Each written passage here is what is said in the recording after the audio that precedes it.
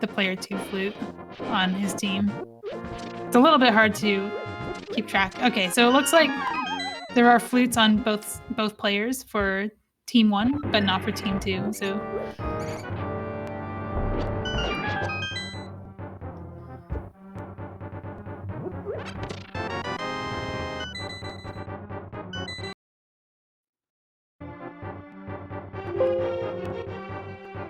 finding another moon pearl.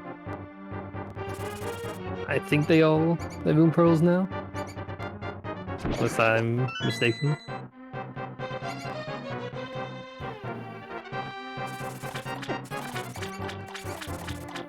yes, and I am finding that I had their trackers backwards on my screen, so it's actually Kippy who is missing the flute. Everybody else has the flute. I also see that Eudaimonistic is still missing the moon pearl.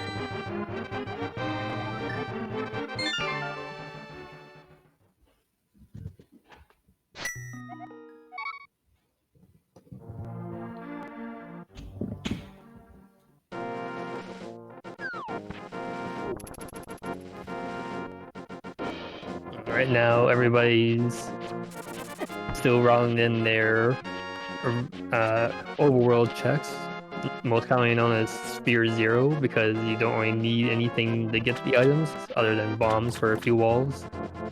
Quick shot at the dam. Both player 2s are finding that in quick succession. The hookshot is for themselves, so Kippy will be getting the hookshot for himself as well, making the South Shore play a little bit safer than it was for player 1. Still on 4 hearts though, and with green mail, those crabs do 2 hearts of damage, so it can be quite dangerous. And it looks like we got boots as well, allowing our runners to dash through the crabs, making it just that much safer. Eudaimonistic's going for hookshot strats in the Moldorms. They're very hard to hit from the side, but it's safer than trying to sidle around the bottom. And a little bit quicker if you can pull it off. So what does player 2 have for player 1? Just a book so far. The book could still be very useful later, though. It does give some extra checks once they get Master Sword or better. Oh yeah, and actually player 2s do not have swords. So this trek is dangerous even with the boots. If you try to dash through here, it's really easy to run into an enemy and just get 2 hearts of damage immediately. So both of them will have to be careful going through this area.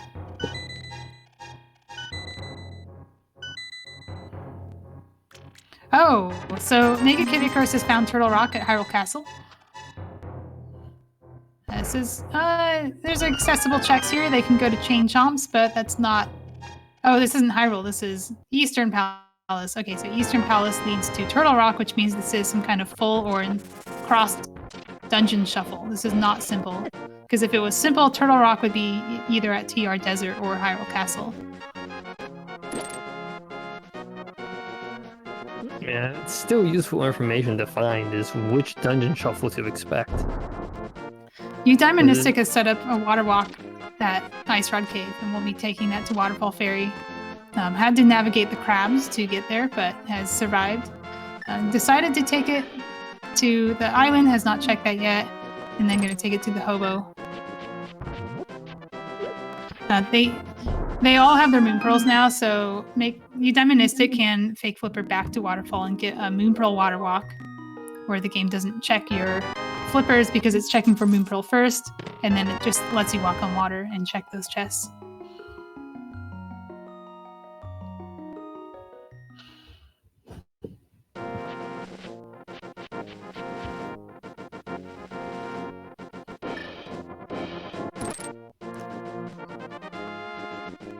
MegaKidIcarus, Kate Sith is going for a more traditional fake flipper setup, bombing himself to the transition. He's going to take that to Hobo as well.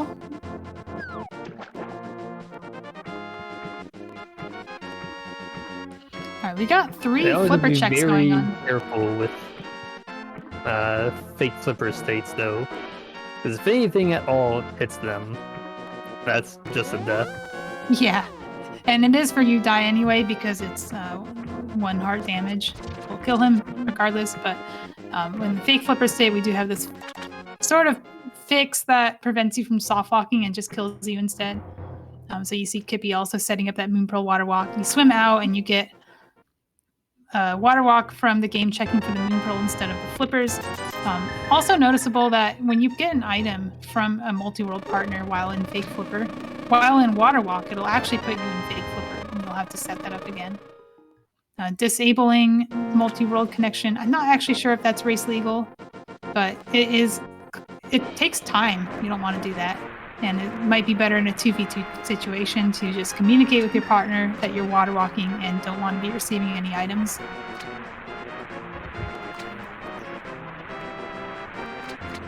The runners will be able to check Zora without paying the full 500. They can just look at the item and decide if they want it or not. So what does player 2 have for player 1? Or for themselves? Just a heart.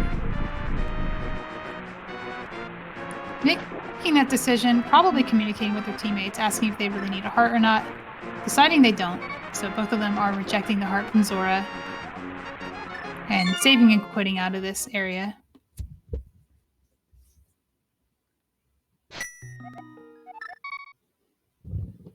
I say Kate's gonna be the last one going to Zora.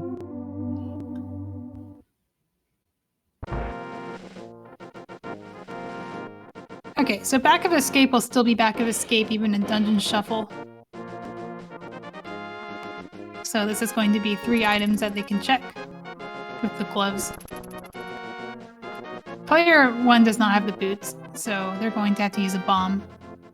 Player 2 will be able to bonk into this. It looks like they don't have any key shuffles on because they just found the small key and it did not give them a text box. Yeah, that's like Kippy activating their flute now. So let's give them fast travel. Yeah, so this is the last player to get the flute. So all players have flutes now, and all players have moon pearls.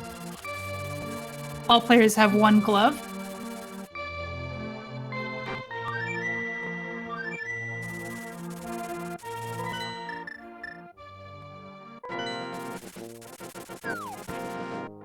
Getting the hook speed over on Euda's side. Yeah, getting a little bit Waffle House over here. This is a little bit treacherous. There's a lot of RNG in this area. The dead rocks can just ruin your day. But Eudaimonistic gets through. Does not get to keep his super speed, but does get to keep his life, and that's the most important thing. Alright, K-Seth is diving into Ice Palace. I missed where this was.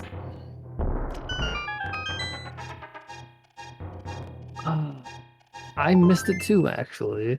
There's a lot to keep track of when there's 4 things to watch at once. Yeah, and they're different seeds. Usually when we have these 4x4 streams, they're all playing the same seed. Ether will freeze, not kill these enemies, so he will have to throw them at each other to kill them.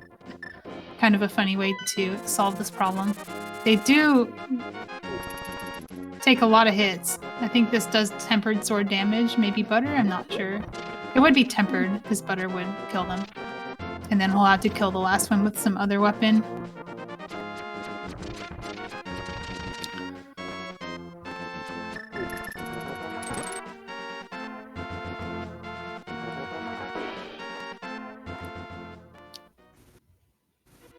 So Eastern Palace is Eastern Palace for player 2. I'm not sure if that means that they're not on Dungeon Shuffle on player 2's side, or if it means that they just happen to get shuffled into Eastern, because it can be the vanilla location. There's nothing stopping that from happening. I missed what happened to Kate Sith. Because, It looks like all the enemies came back when he left the room and re-entered. Oh. He hit one of the last frozen penguin behind one of the barriers. Oh, that's unfortunate. And he takes a death as well. Ooh. There is a strat where you can place 2 bombs and throw one and kill all of them, but it is something you have to learn. Eudaimonistic finds a sword. I think it was for himself. I missed I didn't see a message at the bottom of the screen. Mirror. Yeah, Eastern Palace has mirror for player 1, so that's going to be very good for Kate Sith. He's going to try Pen Gators again. He has 5 bombs to work with this time. He recognizes that bombs do one-shot these enemies, but there is definitely a technique to it. Going for Fire Rod. Little do you know, Fire Rod is one of... These are one of the few enemies that takes more than one hit from the Fire Rod to die, which can make them rather difficult to fight. You would think that the enemies in the Ice Dungeon would be weak to Fire Rod, but they really aren't. They're quite tanky. Simultaneous Dark Rooms on Team 2's side. Nope, I think that's just a save and quit menu. Never mind.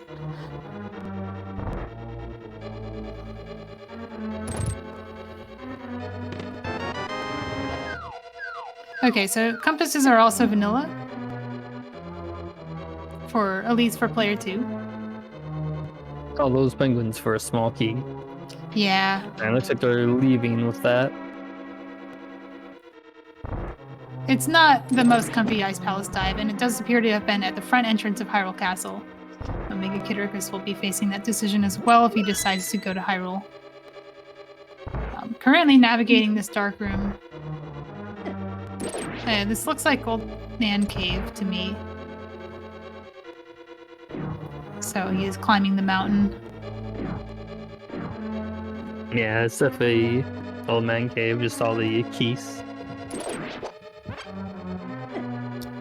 Okay, so Kate Sith is looking in the front entrance of Desert, which appears to be the other side of Turtle Rock, the big chest. This is the only way you can get to the big chest of TR, so he will have to keep that in mind if he wants to come back to it. It's a bit of a pain to get to. You still have to use the book. His other option would be later to come from the Dark World and Mirror. I think he is hoping that he finds the mitts, at least, so that he can mirror and not have to use the book again next time he comes back here. He's going for a bomb jump.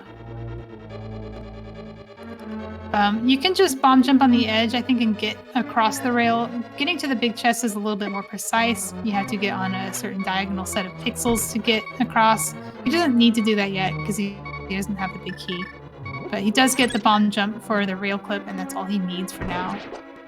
This is going to be a treacherous dive as well. It's on 3 hearts. I think this exits at Eastern Palace, so it's not going to be very helpful for him.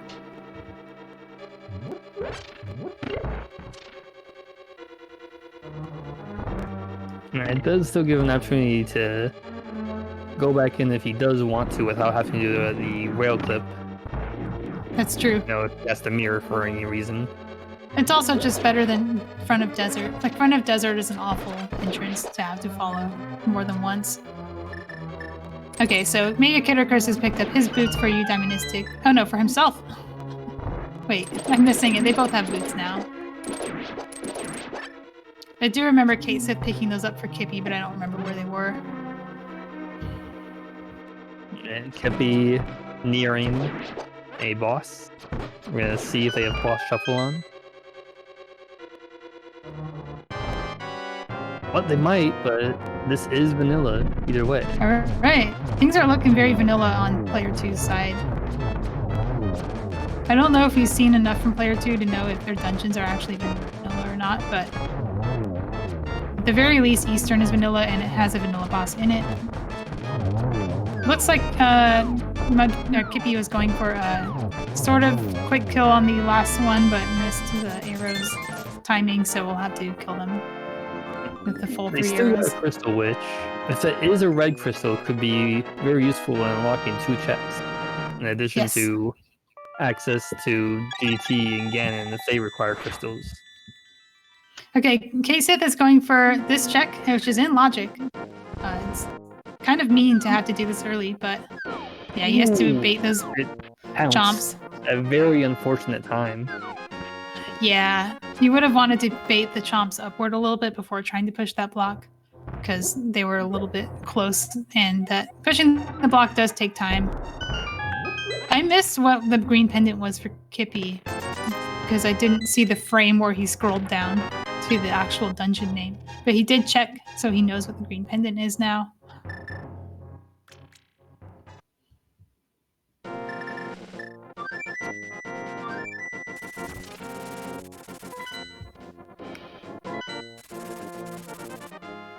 I think they should be able to check their maps too, because I don't think they have any dungeon shuffles on.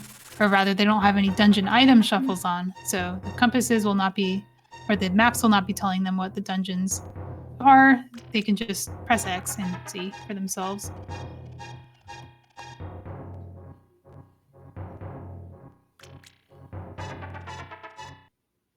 Kate was a lot more careful. Got the red boomerang, which All right. has Not some bad. uses. Definitely has some utility. It's a good safety. It's good for hitting switches. Other than that, it's not really a progression item. It doesn't unlock anything in the game.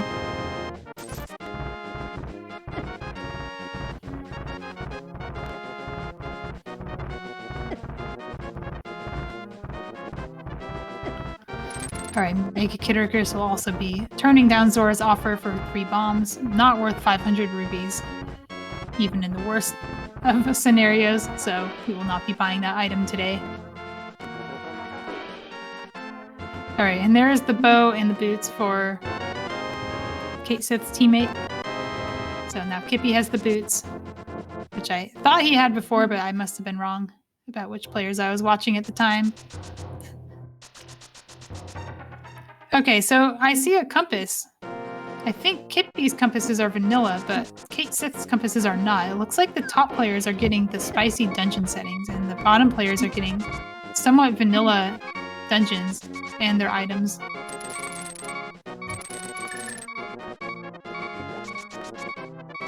There's a Kippy taking it safe after jumping off a ledge and landing on top of a dead rock. Yeah, those dead rocks will one-shot him on 1 heart, so he has to be a little bit careful. He also has to make sure he doesn't run into his bomb here. Just gonna stand back and wait for it. In fact, there's a shop to check here. Let's gonna look at that too. What is there to offer? A bottle of blue potion and a heart piece. The heart piece is cheap enough that it was worth buying. Maybe he was hoping it was for himself and would give him a heal. Either way, especially given the price and how little time to pick it up while they were already there getting the bottle, piece of art could come in handy later on. Extra life never hurts. Yeah, and both of the runners, all the runners are on somewhat low health for the dungeons they're running into. Things like Ice Palace and Turtle Rock are giving them a lot of trouble. So any little bit counts. Ooh, an armor to upgrade though. Yeah, so that's for himself. So if Eudaimonistic goes up the mountain, he'll be rewarded with that as well. I think they're going for a bomb jump to get over this. I thought I saw Eudaimonistic go up the mountain. I saw him in the Waffle House area. Did he not make it across to Paradox Cave? Alright, Udai also has the armor upgrade. Oh no, so... he's been here. Okay, so we've seen this already from him.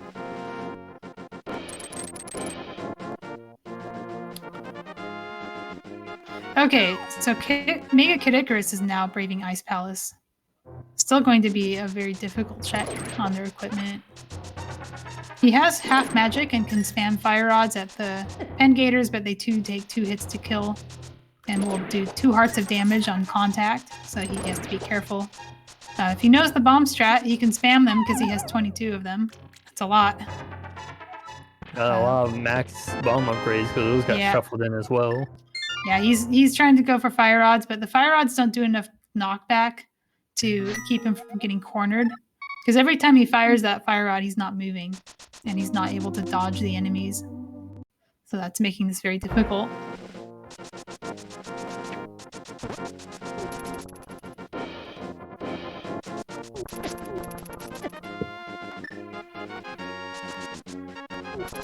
So Kate's on their way to check the repair shortly. Yeah. Do we know what's in here yet?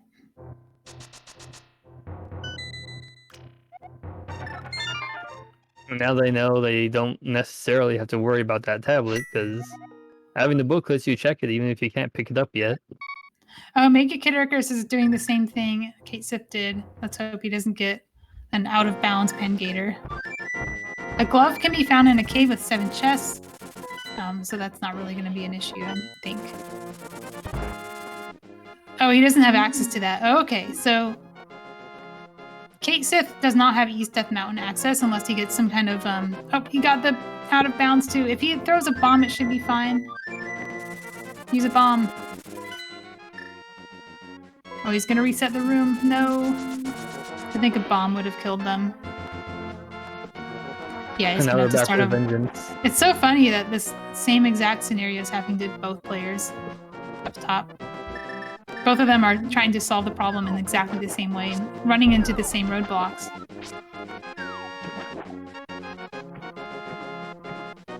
So yeah, as I was saying, Kate Sith does not actually have East Death Mountain access yet. You need either the... No, dude. That sounds again. Well, I'll reach the sword. The bomb try a might bomb. reach. I think a bomb will reach. Bomb has a lot of reach and it will one-shot these enemies. Look, he's resetting the room instead.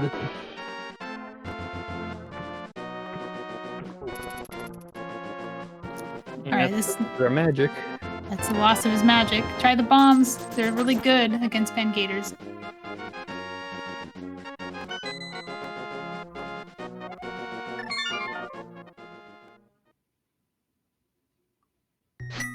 No. Learn your lesson. Yeah, you can't grab it.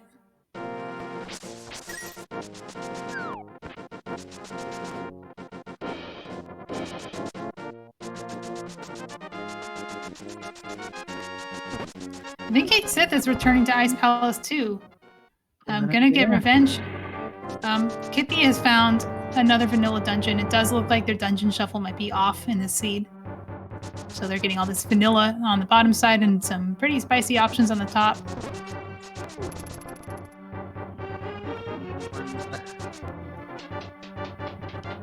It's all the way in the corner now. Yeah. The question is how much time do you spend? Leave it later. Yeah, they don't have the blue potion. They don't have Darkhold access, so they might be feeling like they're bottlenecked into these checks. Especially with Kate Sith returning to Ice Palace after having already done this. He's going to keep going. This is going to be a bit of a rough check because he does not have the ability to full clear it. He doesn't have the hammer glove to get through.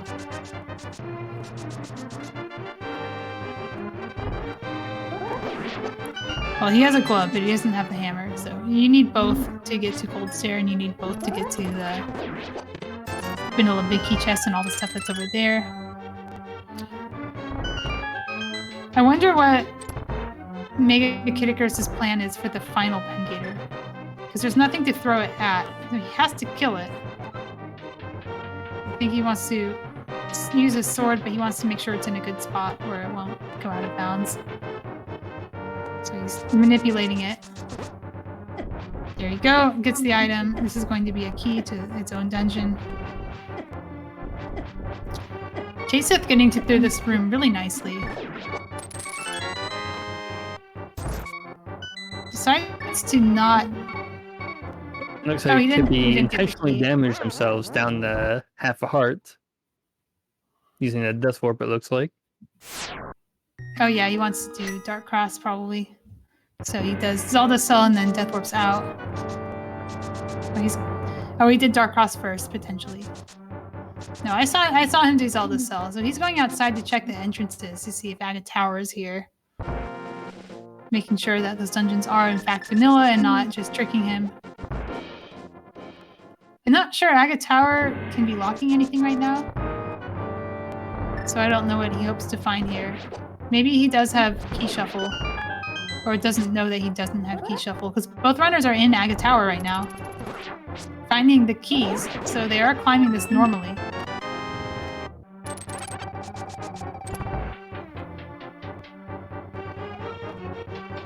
It's possible they're hoping to get Dark World access, if they can climb it. Oh, of course.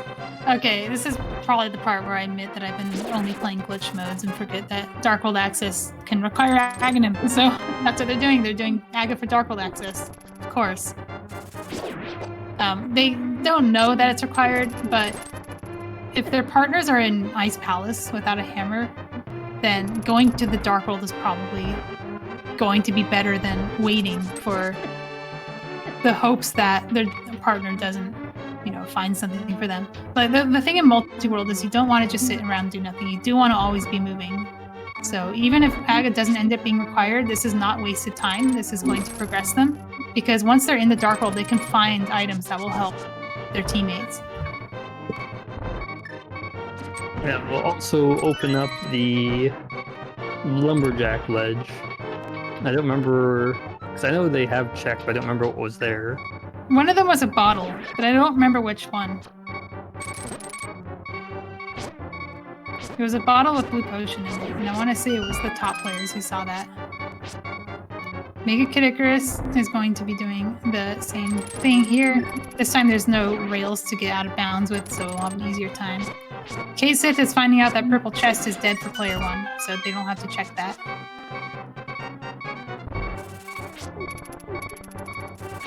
It's definitely one of the better items to find out you don't need to worry about. Oh, most definitely. A little concerned about Kippy. He has on 1 heart in this room, and I think these enemies do a whole heart of damage on any male, so have to be a little bit careful here. But he gets it. There's 2 hearts you can get in this room. He has found both of them, so that's very good. Eudaimonistic has made it to Aga Tower, to the top of the tower, so he'll be able to fight Aghanim and get Darkhold access this way.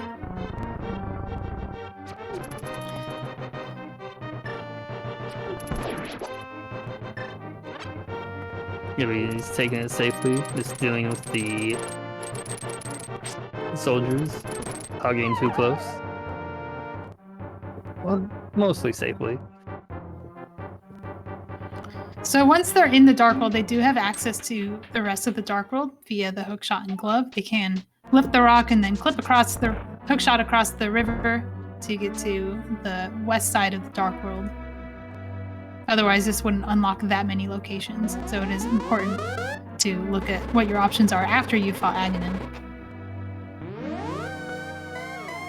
Gain a... Oh, they have a hammer. Another bomb jump.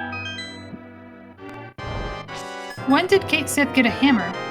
I missed that.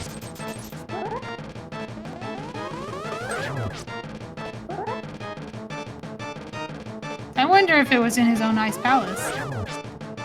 And why is he leaving? If that's the case, he can now full clear Ice Palace. I don't know if he IPBJ'd. Did he bomb jump and set himself up to not have to full clear the dungeon? Or has he decided that Fighter Sword Vitreous or Fighter Sword Cold Stare is not a good use of his time at the moment when he has just found Darkhold access? Love and Paradox, and with Hammer, you can now get over there. Yeah, well, he also has Darkhold access, so he has a lot that he can do that are not Cold Stare. Like, it is better to leave. Like, if you think you're going to die to Cold Stare, it's better to just leave now than to throw your head at it, because even if you don't die, it's still a very slow fight on this equipment. And I also think that maybe he didn't IPBJ, so maybe he doesn't have the option to get there quickly. And he'll just come back later with a better weapon, and maybe with a cane, and glitch his way across a railing inside and get to the boss quicker. And of course, there's that teamwork aspect.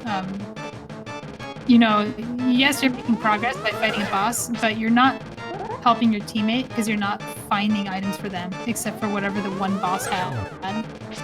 So you might be better off just going inside item-dense locations to make sure that your teammate can always be moving as well. Kate is getting that hint again. Maybe he remembers that there was a glove somewhere, but didn't remember where. So he's now going for it.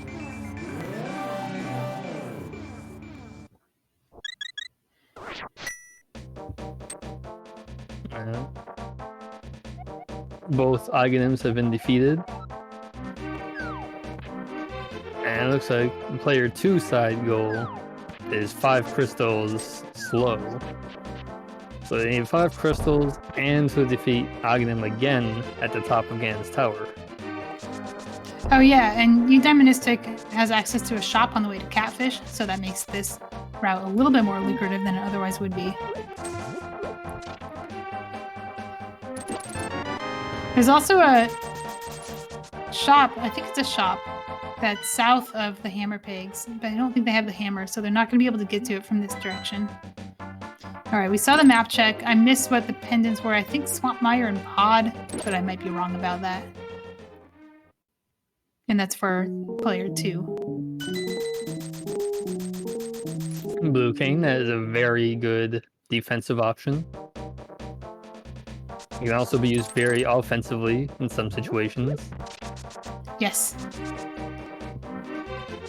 It consumes magic, but it deals fighter sword damage to enemies that can take damage from it, so it can be a very safe option and a very effective one for certain enemies, especially like Armos Knights. When you don't have a bow, it can be one of the best options available to you.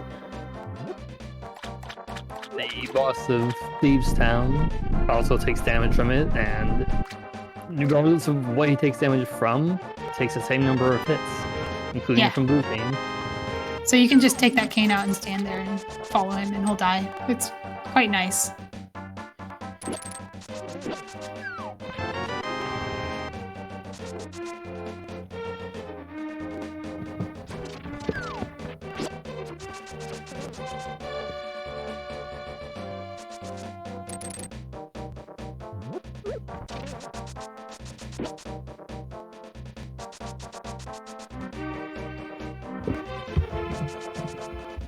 Okay, so Kippy is going to be following you, Dai, across the world and confirmed it's actually Ice Palace and Mire that are pendants and Pod.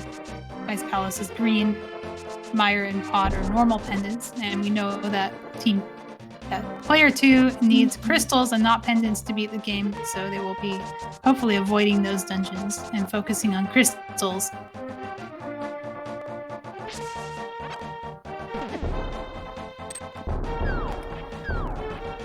It's still possible that important items could be in pendant dungeons, so they're going to be hoping not to have to worry about that. Yeah. And those items could be important for themselves, and they could be important for their partners, whose goal we still don't know yet. I don't think we have seen Pyramid from their side yet. They have traditional Dark World access, so it might take them a little longer to get there because they don't really have a reason to start at the Pyramid like the bottom players did. I saw a very brief map check on MegaKidIcarus' side, but I missed what it was showing us. Checks it in the light world, sees the crystal at Hera.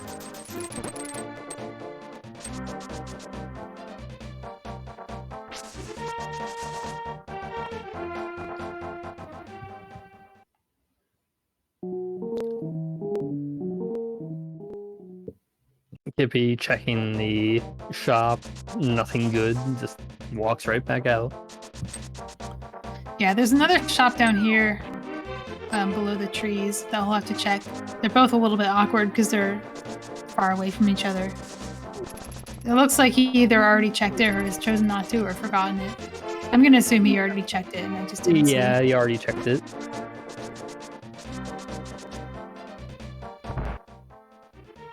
Right now they're in Village of Outcasts, which has a few easy checks to make. Also another shop, once they have hammer at least.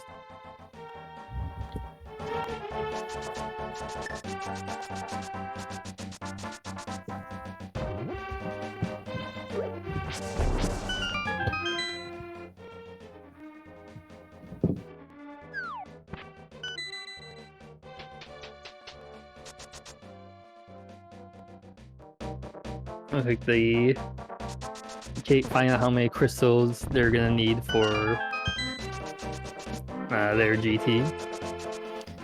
It's gonna be the same for both player ones. Oh yeah, how many is it? I missed that. It was 3 crystals. Okay, so 3 crystals means that a little bit more likely that progression is inside GT. They'll have to come back for that when they have 3 to get access to those items. Of course, the interior of GT also could be any dungeon because this is Dungeon Shuffle for player 1. And it might be one of the crystals. It also might be a connector to another dungeon. They might not need it at all. Like it could just be one of the desert entrances. And if it is, they can skip it entirely because they can just enter desert a different way.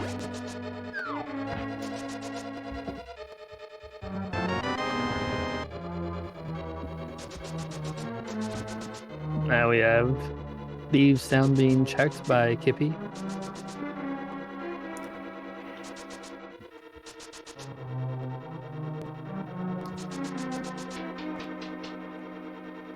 I won't be able to fully clear it without the hammer. Can't get the big chest, but everything else is available. Yeah, so unless it's a map or a compass, they will be leaving an item behind. Kippy does have the small keys, so he has access to that chest, he just can't get to it.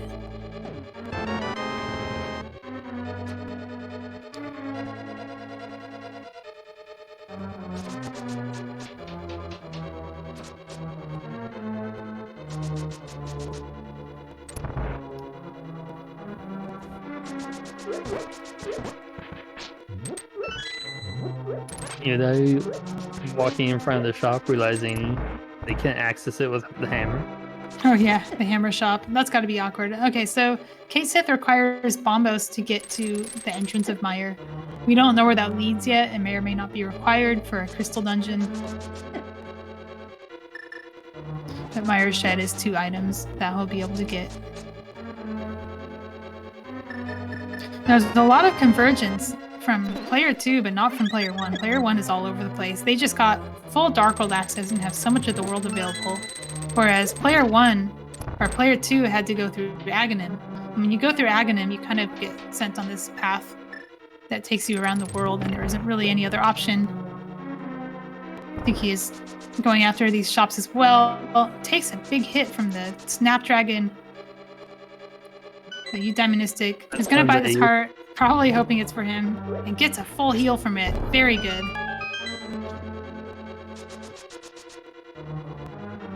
That was well worth the 25 rupees. Are one of the most damaging enemies in the overworld. Yeah, they do 3 hearts on Greenmail. Eudaimonistic is blue, so he took 2 hearts and didn't insta-die like he would have. He has to survive the trip to this shop as well. Which has a shovel for himself. So that is a fetch quest. Palace of Darkness. Alright. I didn't see what entrance they went into, though. Yeah, he can full clear this. He has the hammer and bow.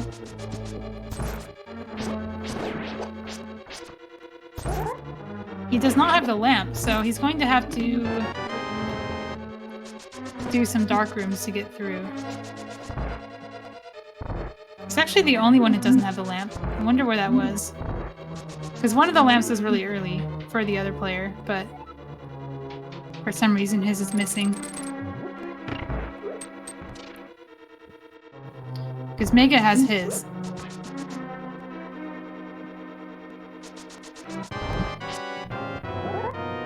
Kippy on their next boss.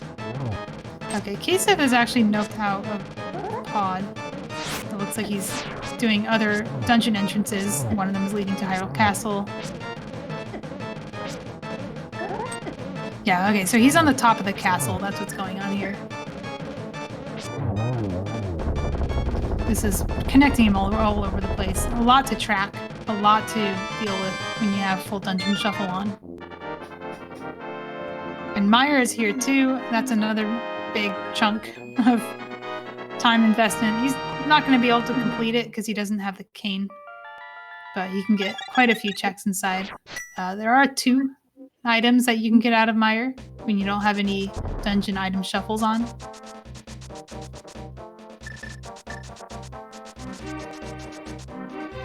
They almost clear the one room out quickly. Yeah, timing it to make sure the wizards are on screen so that he actually does kill them. That's tricky to do. Ether would have also worked, but it would have frozen the Popos, making the rest of the room take a little bit longer.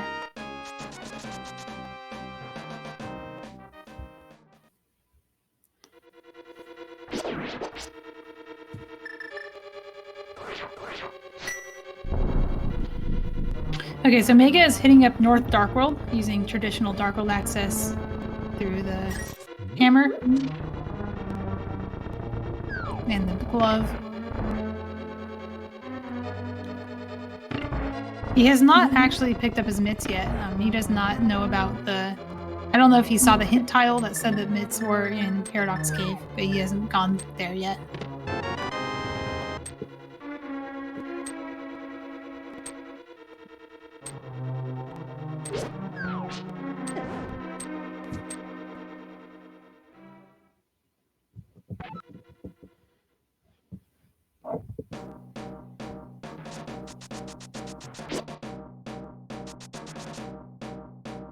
And everybody's going to various locations in Dark World currently.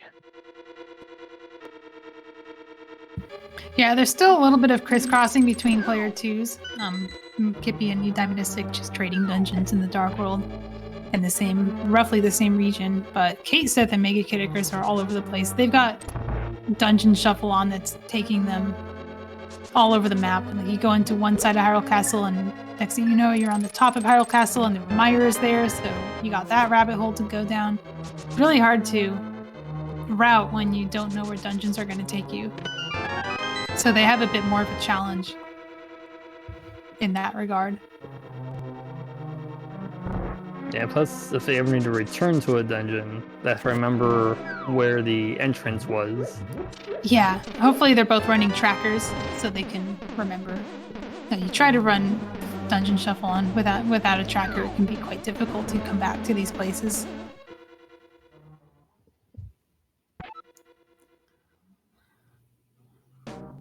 Take a couple extra seconds to mark a tracker can save your run. You don't have to stop and look for places again.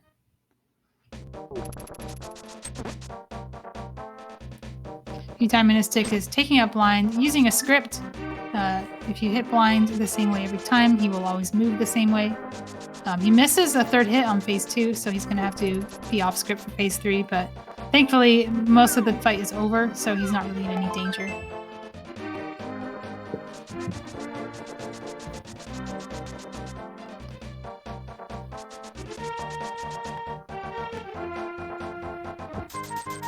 Could be going to digging game.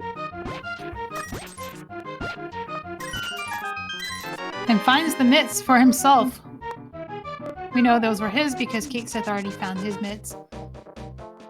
And looks like Eudaimonistic will eventually be getting there too. That is on his path. He's going to have to do that and choose whether he wants to go back for the smith like Kippy is doing. I think with the mirror it might be appealing. Oh, they don't have the mirror. Player 1 has the mirror. So Smith is a little less appealing. Kippy's going to take Smith on a world tour, using the flute to take him back after he's done with the Dark World checks.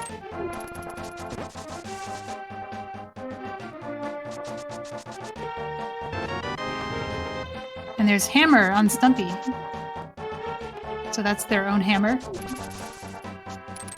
So that's so this is an Aga seed required because they found a glove and a hammer in the Dark World for themselves, requiring them to go through the Dark World via Aghanim. It's definitely very much worth it for both of them to have done that. Oh yeah. Even if it wasn't an Aga seed, it was still worth it because they got to these checks that much faster than if they were just waiting around for their partners. You never want to wait around in a multi-world when you're in a racing setting.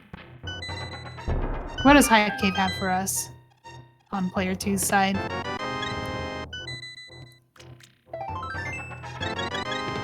Not a whole lot. Just some health and ammo upgrades. And the health could definitely be, very helpful. They have to go into later dungeons. Yeah, they're still, especially the top players are. It looks like MegaKidIcarus hasn't found his blue mail yet, so it hasn't gone to Paradox Cave. Oh no, that was player 2 has that. I don't know where blue mail was. Player 1 just doesn't have blue mail yet. Neither of them has it. So that's, and they're on Fighter Sword. So the hearts, we really want the hearts to be going to player 1 because they need it more at the moment. So we've got MegaKidIcarus heading towards Dark Palace entrance. Yeah, I don't think we've seen this yet. We've seen where Pod is. We know that it is not here.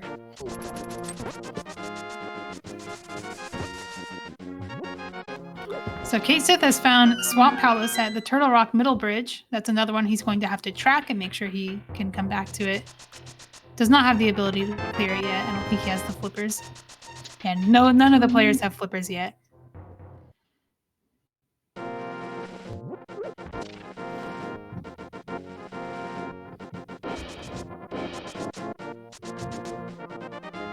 Eastern Palace is at pod for player 1.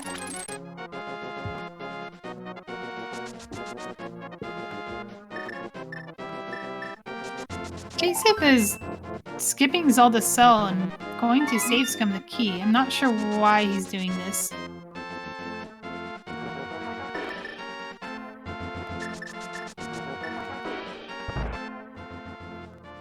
He has stolen the key from the guard, and he's going to take it to the back of escape. But back of escape should be available to him through the drop-down. I'm not sure why he's doing this. This is not an entrance shuffle where it can be behind Aghanim. It's just in its vanilla location.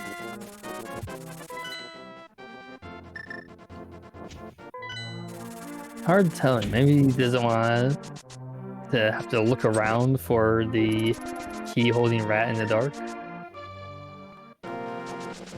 Maybe, but he needs it.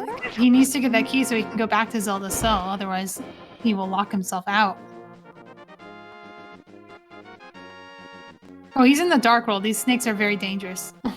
This is really hazardous trip in the dark. So when you're in the dark world, the snakes are actually dark world snakes, and they do 2 hearts of damage on green mail and take a lot more hits to kill. The rats are crickets, like in Thieves Town, and they also take a lot of hits and deal a lot of damage. And he's doing all this in the dark, very wisely using bombos to make sure he gets through this alive, taking all the health he can get as well.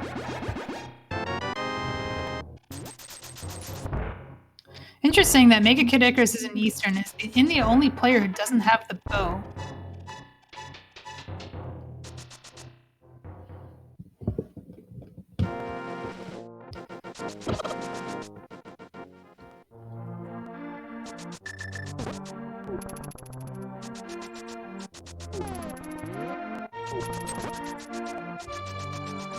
Okay, you could have had all their fire rod shots blocked because all the rats were gathered up in that corner. Oh yeah, that's the rat corner. They like to go there.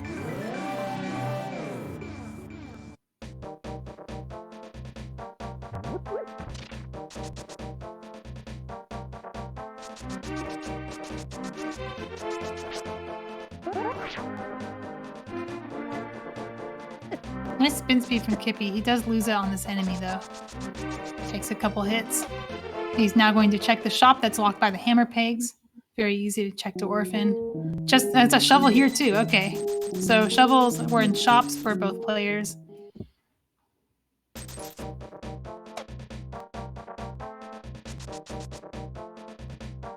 Okay, hadn't gone to this room yet. Gets the key.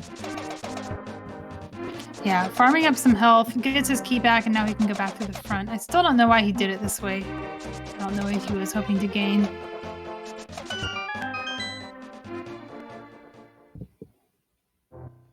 He's also going the wrong way.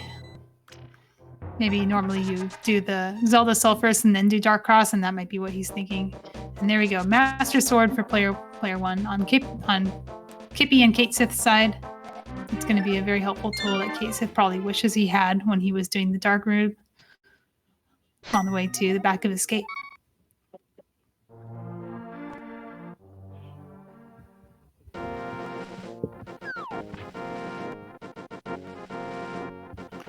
Back of Desert is at Swamp. MegaKidIcarus can finish this right now. He has already done the front, so he has the big key.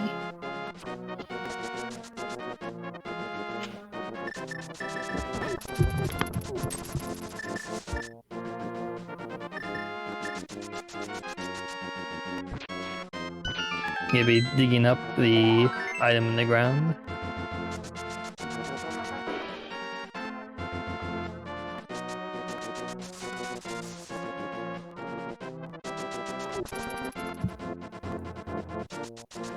I'm not sure how that Ropa got up there to bully Eudaimonistic while he paid Kiki. As long as it happens after you get Kiki up there, that's all that counts.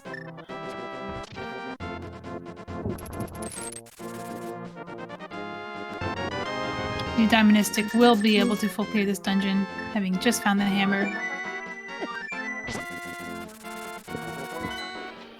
And we'll have a little bit of an easier time with the lamp.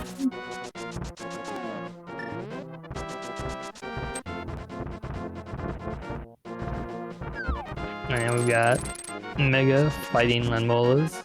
The Fire Rod's very effective against them. Yes, it's a very good weapon. Gets half magic for his partner. You know, it's not his because it does quarter magic.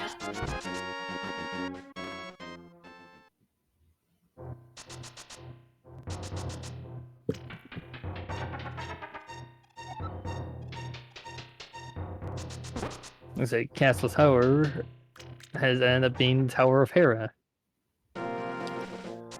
Tower of Hera is clearable. So that's a nice one to get out of the way.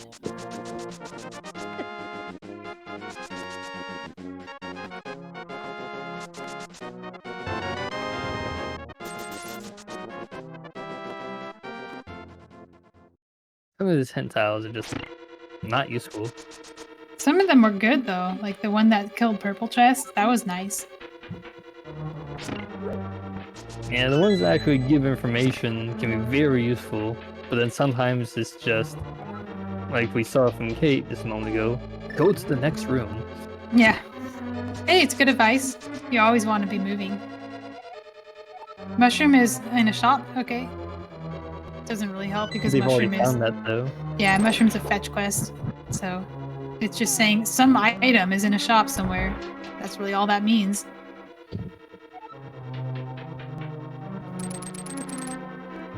Ooh, both of Team 1 are in Hera.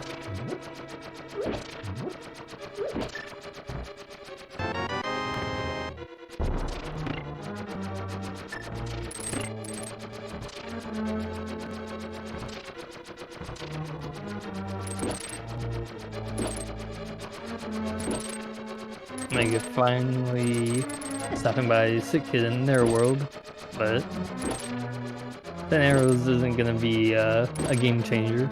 No. Especially when you have a capacity of 60 and you already have 52. And they're silver. No, it doesn't work that way. You gotta hit the switch. Red Boomerang is a good option.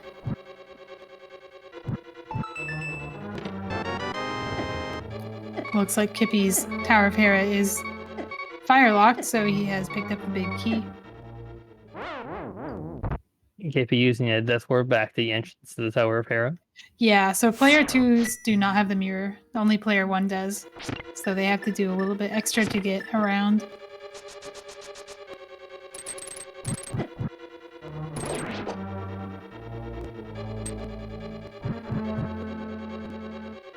Kippy is going for the hook speed Hera pot. He's using a buffered technique. The buffered technique makes it a little bit more consistent. It's just a little slower to do. But usually you can get in fewer attempts. So you might be gaining some speed by doing it that way versus trying over and over again the other way. King Sith is having a little trouble with Moldorm, but has not fallen, and that's really what counts. Moldorm will... Once already. Oh, he fell? Okay. Yeah, Moldorm's a bully. He gets him, though. Yeah. Kippy will be That's another short. boss down. Just for some pocket change. And a crystal. Did you catch what the goal was for player 1? No, I didn't catch what the goal was. I only caught the GT requirement. Yeah, I know player 2 has 5 crystals slogan, but I didn't see what player 1 has.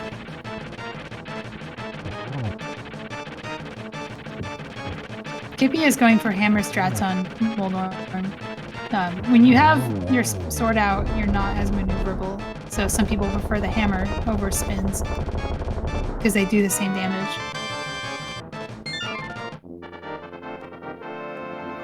Eudaimonistic has to walk out of the Pod Dark Maze because he doesn't have the mirror.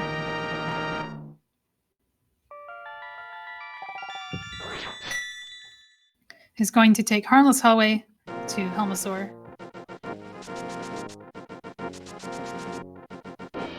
And now, meanwhile, Kate just passing time in invincible state thanks to the up and down block. Yeah, what is MegaKidIcarus doing in Aga Tower? because it's not Dark World access this time. And it's not key shuffle. He's death warping.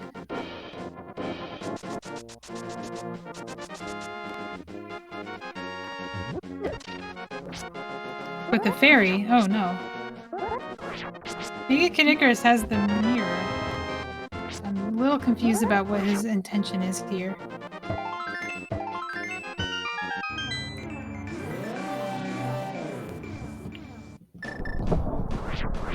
Certainly not what I was expecting, but Yeah, it was in the back of Skull Woods. He doesn't have to come back here. His Aga is dead, so he can safely ignore it. yeah, this ain't one of these slower places to get to if you have to make a return trip.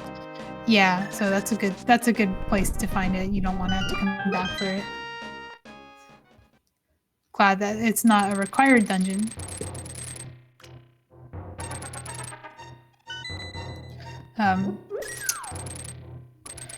Yeah, MegaKidIcarus will have to walk out of here because you can't just mirror. It'll take him right back to where he fell.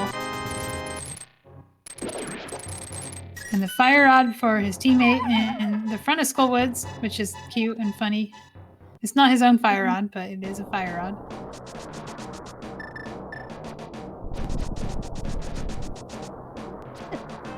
It looks like he's saving his small key to make sure that he has one for Mothula when he finds it. So he's going to go look for more drop downs to hope that he finds one that will take him to... Oh no, he's just going to leave. Okay. So he left items in Skullwoods. Or just found both items and decided to leave. That's more likely. He just found both items. Yeah, the Mystic was trying for hammer strategy even after the mask was gone, but when you have silver arrows, you can just shoot once and it's over. Yeah. Very quick fight.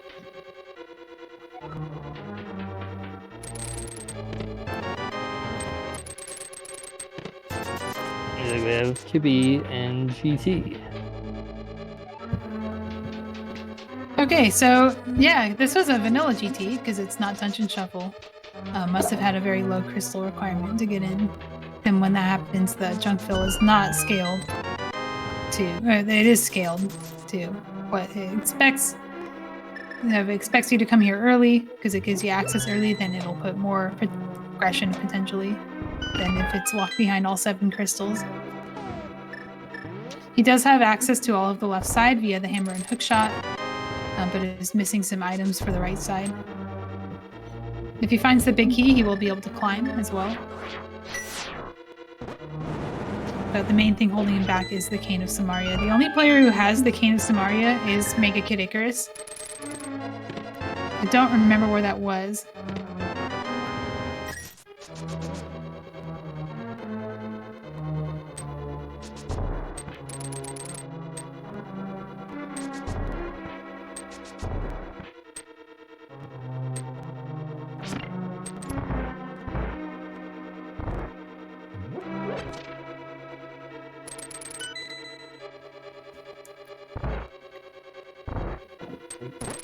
Okay, doing some more checks in Darkness.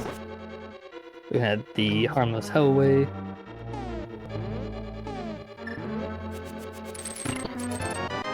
Yeah, Kate is still missing Lamp, but he does have the Fire Rod and he has a better sword now, so it's a little bit safer than it was last time he came in here. But that turtle room can be quite rough if you don't have a way to light the torch.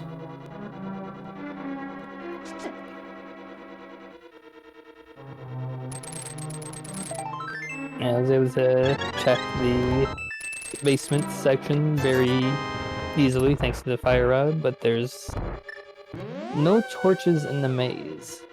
Yeah, so he's going to freeze the Kadongos, and that's going to give him at least some visual cue as to where he is, because they're going to be visible on his screen and they're not going to be in his way. Meanwhile, MegaKidIcarus is finally going to get to his mitts, which are at Paradox Cave. So he did not get the hint that Kate Sith got and has to find them organically.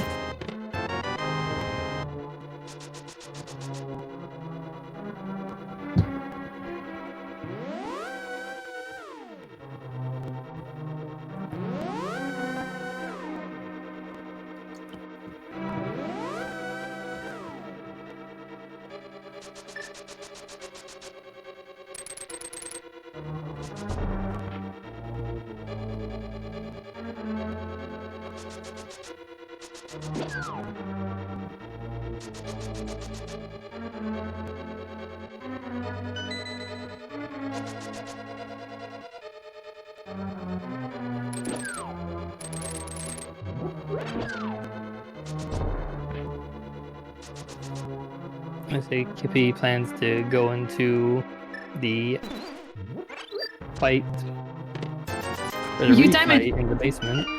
Eudaimonistic is getting trolled by his partner here in the curtain room of Skullwoods. Keeps trying to slash the curtain and getting an item is interrupting, and eventually gets bunny beamed and has to take damage from an enemy to get back to Link state. That's one of the joys of multi-world, is you can sometimes just get interrupted by item gets. And it's part of the fun. It makes it a little bit more exciting, and the item can be something good, so it's not all bad. It is one of those things, if you really needed to, you could communicate with your teammate about, but he doesn't need to. He's doing just fine without it. As the Mothula defeated, Euda is in. Got another crystal. Kate successfully navigated the dark room. Yes. Okay, now we can mirror out and actually do the back. It's chosen not to. I think it's dependent. It's dependent for one of the players, but I don't remember which. He can get back to here really easily, though. It's just at Flute 6. You can just mirror and go to the left entrance of Desert and get in that way. So it's not such a bad thing to leave behind. And we know that lamp is out there somewhere because MegaKidIcarus has found it. Or at least it was found for him at some point. So Kippy is checking the Spike Cave.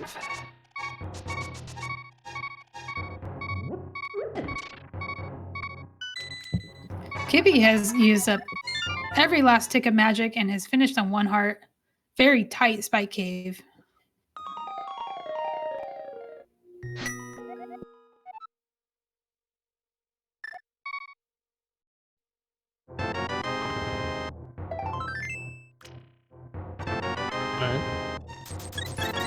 The mirror shield could come in handy, given it is a way to more safely navigate the 4 checks on the eye laser bridge into a rock. Yeah. And Kippy is going in that direction. Has some Dark Death Mountain checks that he can do with the mitts. He's gonna need a magic refill, which he can get at Super Bunny Cave. There is a full magic there. Looks like Udai is also heading in the same direction.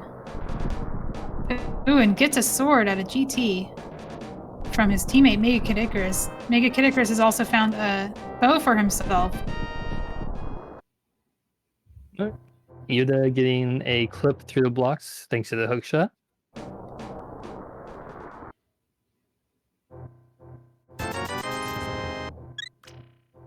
MegaKidIcarus is going after Tile Room.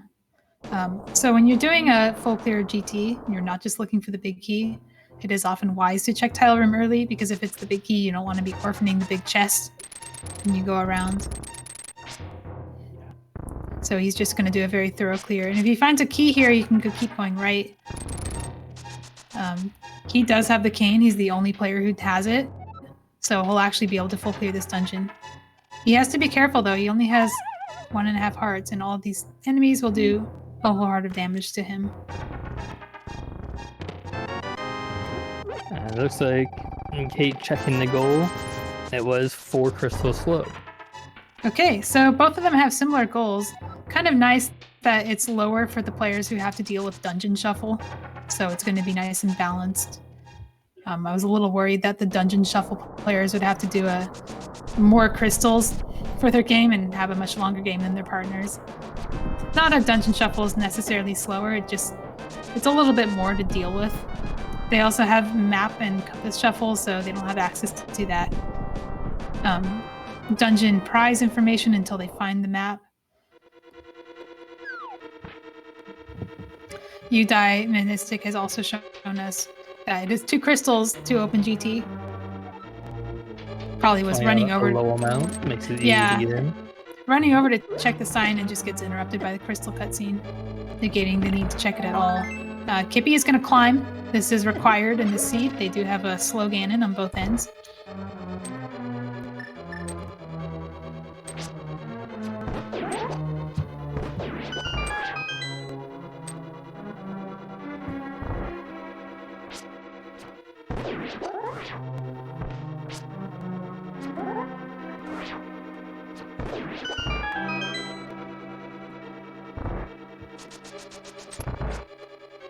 So Kate might be on their way to Palace of Darkness entrance. Whereas 3 players are all on GT right now.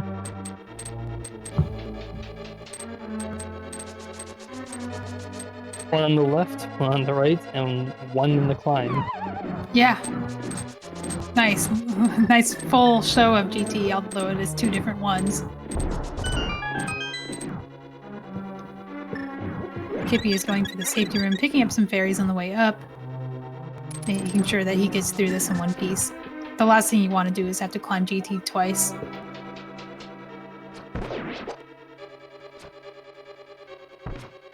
Okay, so flippers are in the right side of GT. For player 1, they are finding their own flippers there.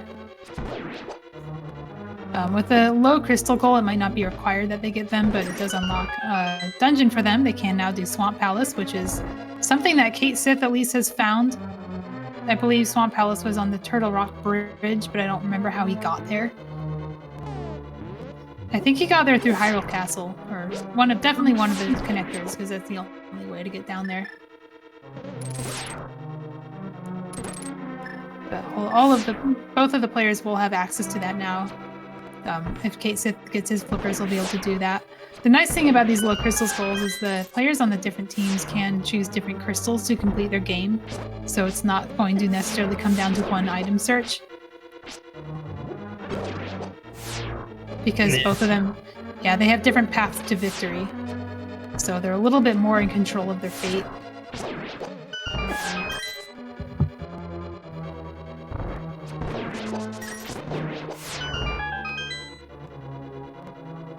Kippy knocked the red thief into a spike block, which when an enemy is knocked into a spike block, I believe it does golden sword damage. It does.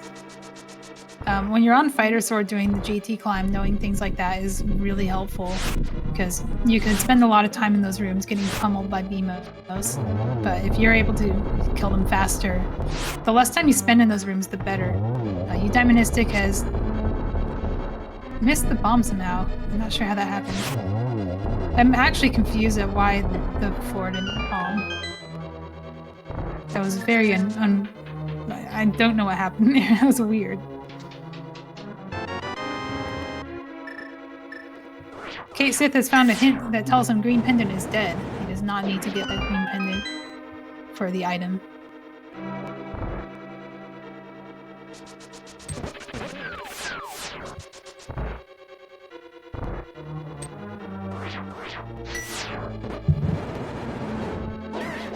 Alright, I just realized that Kippy is climbing GT without the cane, so has to use other strats, has chosen Ether. Ether is one of the faster ways to get rid of the Wizard's here. And Kate is also missing cane, so he doesn't have access to his flippers, and we'll have to find a different way to get to 4 crystals.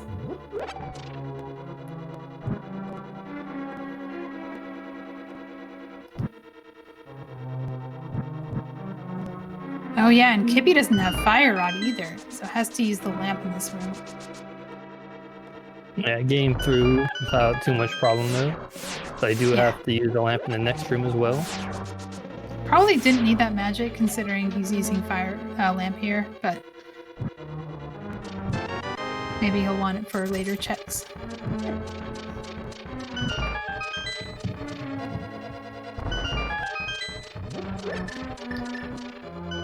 Okay, we get more crystal information. I saw that Skullwoods is a pendant for player 1, and that Swamp is a crystal, and that's really important for MegaKidIcarus because he can do Swamp if he can find it. I don't know if he's found it yet. I saw Kate Sith find it. He will have to follow connectors. MegaKidIcarus doesn't have any crystals, so cannot enter GT, or whatever GT is locking. I don't think Kate Sith had the 3 crystals and he was there either. The thing is that their 4 crystal goal means that they're probably not going in there at all, because by the time they get to 3 crystals, they're probably close to the finish.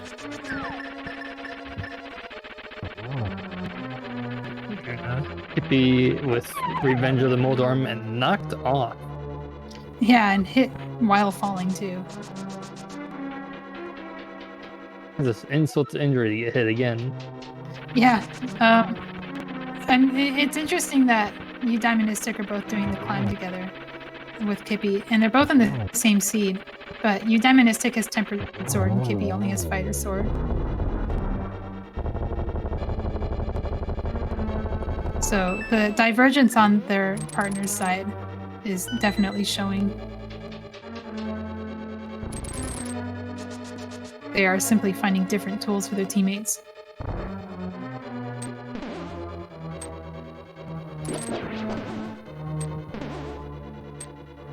Kate at their next boss. Kippy pretty much done for climb.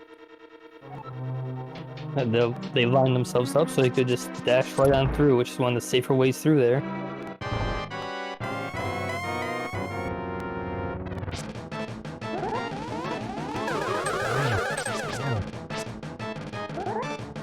Okay, so Kippy's on their Agaphite. That's really good. I wish I could see what crystals they had. I think the tracker will show me. But it looks like, because I don't know which ones are crystals and which ones are pendants.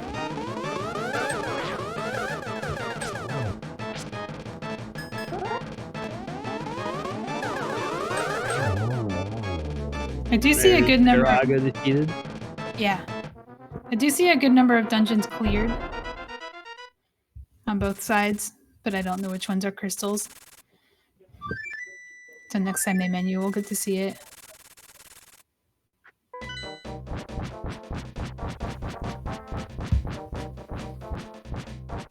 So one of the 2 major requirements done.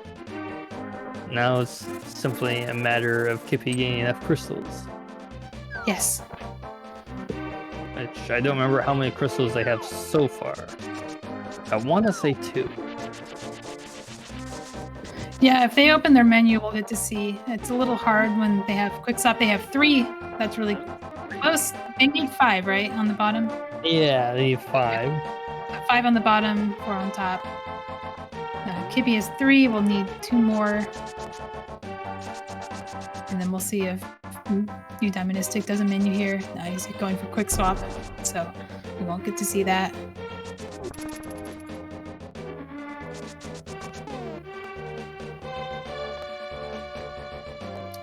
Kippy can do...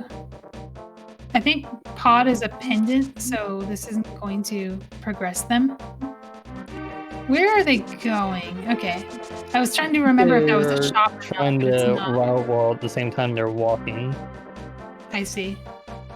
That's my guess, at least. Like, they're trying to multitask their brain. Definitely. And I don't play Shop Sandy a lot, so I don't necessarily have a good memory of which of these entrances are shops. So when I see them go off, I always wonder if that's what they're doing. Kippy getting Kiki. It only matters an entrance shuffle. Yeah, and an entrance shuffle, it's just whatever it is, so you don't really think about what it is in vanilla. In vanilla, it's the dude that looks like broccoli. I remember that now. Eudai's taking down their GT Yaganin. Yes. I wish I could see how many crystals Eudaimonistic has.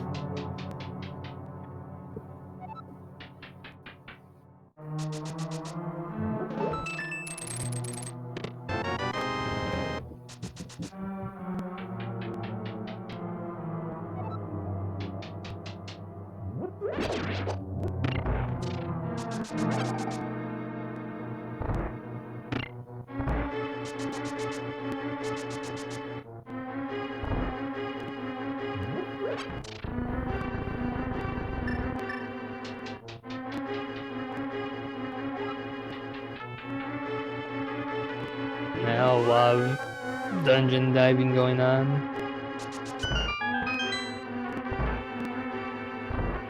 Yeah, and I don't think this is a crystal for Kippy. if I'm not mistaken. This is one of the pendants. I think the pendants were Ice Pod and Mire for player 2. But they could still find progression for the partner. Kasith has either taken a death or tried to death warp on a fairy.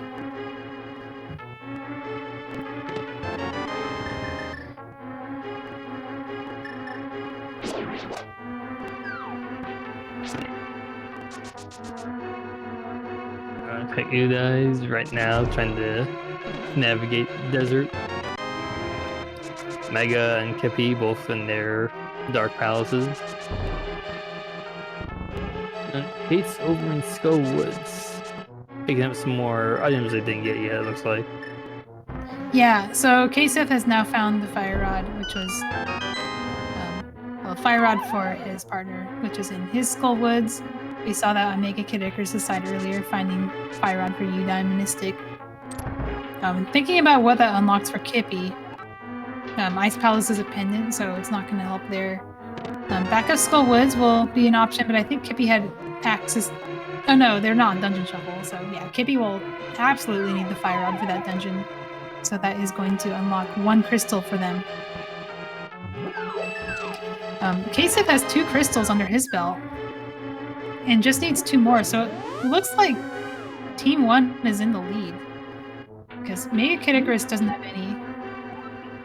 I don't know what Eudaimonistic has. Once again, they're too good at quick swap. We're not sure about crystal count. This is Udai. Yeah, they're not giving me good menu looks. They're just doing quick swaps, which is optimal, but not helpful for us.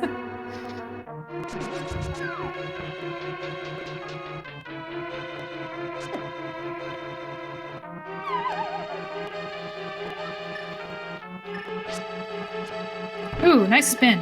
Unfortunately, it gets bad art. Like that spin. Yeah, the last one going that direction. Yeah, well, this. Get a quick kill. It was cool that he got the spin on that one, but it did knock him off course and wasn't able to get the last one. I don't know if that was even a salvageable pattern, other than just doing only Fire Rods. Kate and Ice Palace for the 3rd time. Alright, well, Kate can do this dungeon. Has actually had access to it for a while. Is choosing to leave? They changed their mind. I wonder what he's thinking.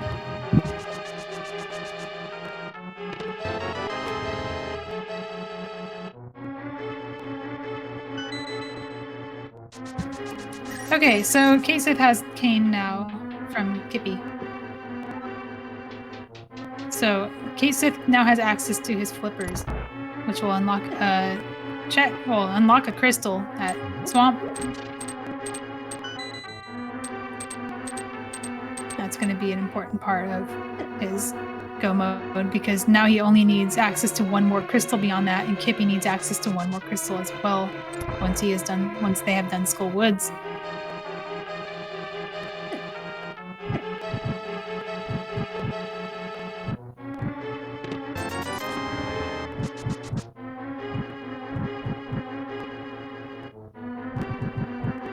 Looks like Mega about to fight a boss on their end. Udai's found their way into Tower of Hera. And it looks like they plan to do... No, I thought they were going to do Pot Clip because they were over there. Yeah, this is the Hook Speed Hair Pot. This one with without buffers. Usually, if you can get it the first try, it's really fast, but a lot of people will take multiple tries because getting clean diagonals is really difficult. You can still save time doing it with multiple tries because it's so quick to restart. It's a nice one. They're just going straight for the boss. Do you think Eudaimonistic is in go mode? Go mode is really hard for us to figure out, but we can look at their behavior and see. There's also no dungeon item shuffles on their end, so maybe they're just looking for crystals because they already found the items here.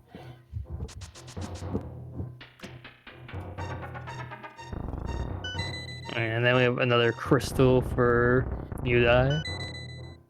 Don't know exactly how many they have. They haven't opened the menu in quite a while. which again, good for speed. Makes us confused.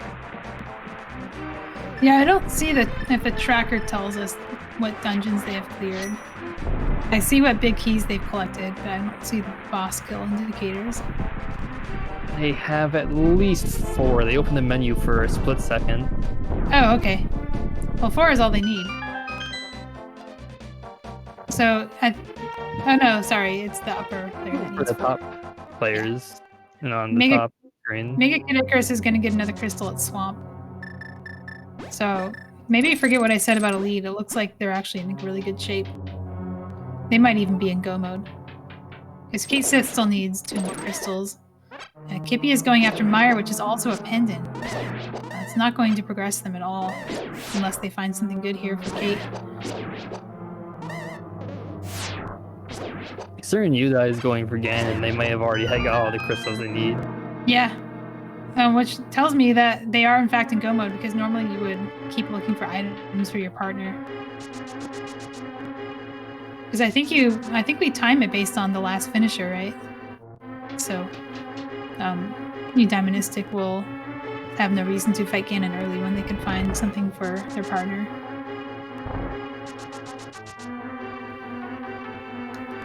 But MegaKidIcarus still needs 3 crystals to beat their game. But I think they're in go mode. They have a lot of items. I think they have everything they need to finish. They just have to remember where their dungeons are. And the fact that Kippy is in pendant dungeons tells me that at least one of them is not in go mode. So that's looking pretty solid for Team 1, or for Team 2.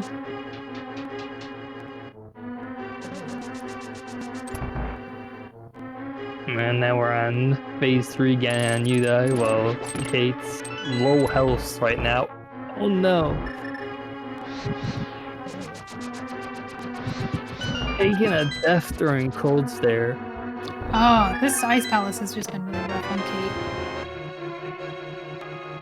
I think maybe... I saw them buy blue potions in advance, so I'm a little surprised they didn't take the time to be safe.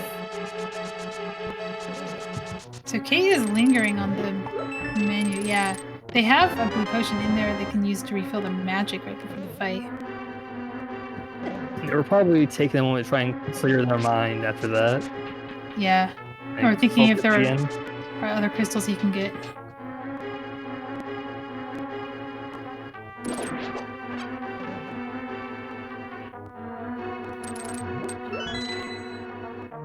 Eudaimonistic is... Oh wait, his input got eaten. That's unfortunate. This is the arrows, so they're going to take a little bit longer. Yeah, he actually... You can see he actually did hit the button, and it happened at the same time the torch went out and ate his input. I don't even think that's frame perfect. I think it's just any time.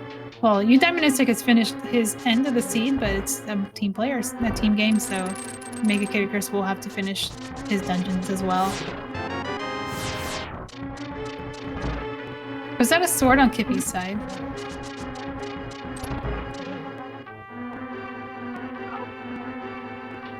No, it wasn't. Because I don't see an upgrade on either one.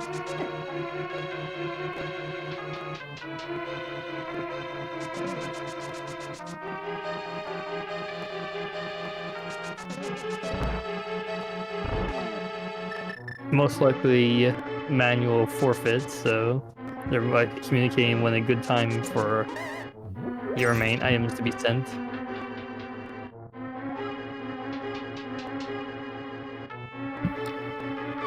I'm actually not sure we're doing forfeits. It looks like we are, yeah. Okay, so if we're doing forfeit on goal, then the players can finish their game and forfeit all their items, giving a big boost to their partner, allowing them to finish a little bit more comfortably. MegaKidIcarus has been go-moding dungeons, so I think it's just going to be maybe a sword or something nice for him.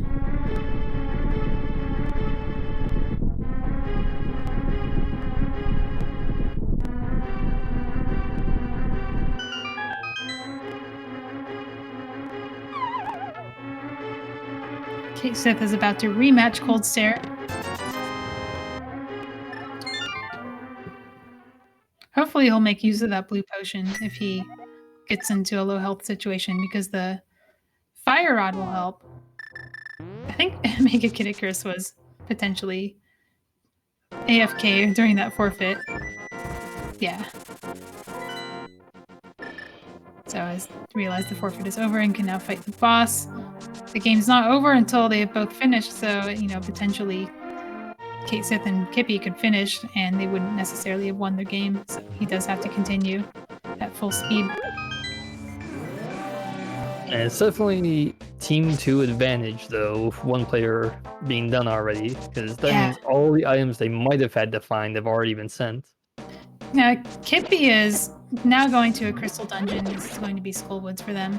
I think maybe what was happening is that Kate Sith's not in go mode and needs stuff. Kippy definitely needs a sword, if nothing else, to beat the game. So clearing pendants that could potentially have a lot of items while they're in a crystal lead over their partner would help balance the scales a little bit to make sure that they can actually both pull it off instead of just one of them finishing really early. Now, if Kippy had been in go mode, it would make sense for them to just kill Ganon and forfeit their items, but because they don't have a sword, they can't do that. Okay, so it's total team time. So it does actually matter if you are in go mode, you should finish quickly. It's good to know.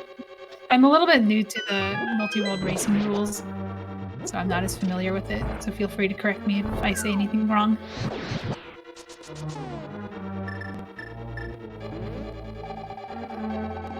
Using a green potion on Kippy's end to get through the rest of Skull Woods.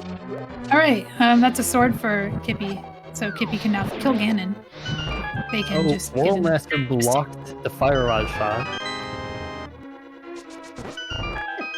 It looks like Kate Sith found the sword for himself too, and I actually missed where that was because I saw him fighting Cold Stare on Master Sword.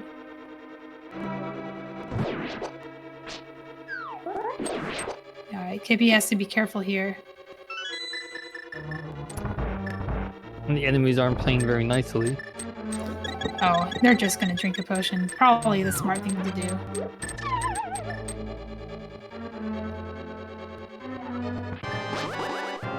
Alright, so KidIcarus is about to fight Ganon too, and somehow both of his swords that he's missing were in his own world, so he will not be getting a nice forfeit tempered sword like we were hoping. Oh, that's a hook shot from the smith. Oh, that's Kate's own hook shot.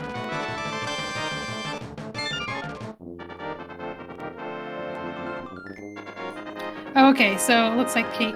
I can see why Kate kept going back in there because there was a sword waiting for him at the other end and he knew he probably wasn't going to get better equipment for Cold Stare.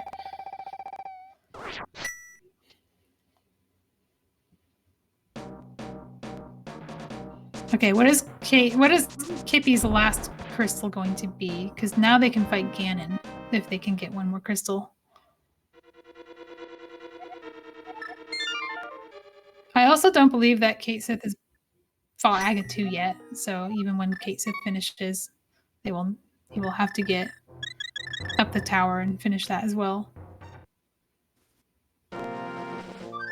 They already have the boot key so they can make their climb up. Yeah, MegaKidIcarus was not going to Ganon. I forgot, of course, it's Dungeon Shuffle, so he was actually going to the top of Hyrule Castle to get to an entrance. But this does route really nicely. If this is his last crystal, this routes really nicely into Ganon. Still opening chests. He knows his sword is in his own world, so it makes sense to do that. And most likely just hoping for a sword to speed up the fight, Ganon. Definitely. Except it's dead rock. Yeah, that's a pendant too. Is he pulling? Are they pulling ped? Like, do we know what's there? That's a little unfortunate. I don't know what their plan is.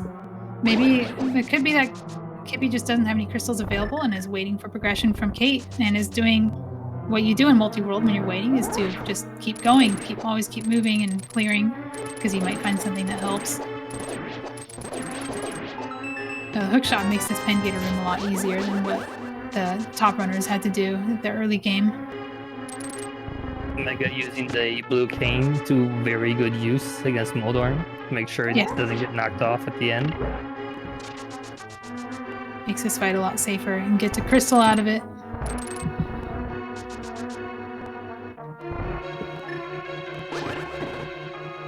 Kippy is also missing Kane, so they're going to have to do IPBJ to get through the dungeon efficiently. I'm going for... Oh, okay, good. I was afraid that those pigs were going to lift. But they do get the bomb floor open. Gets a nice single cycle on the Stalfos Knights, which is a strat you don't see very often in Rando these days, because Icebreaker is a thing.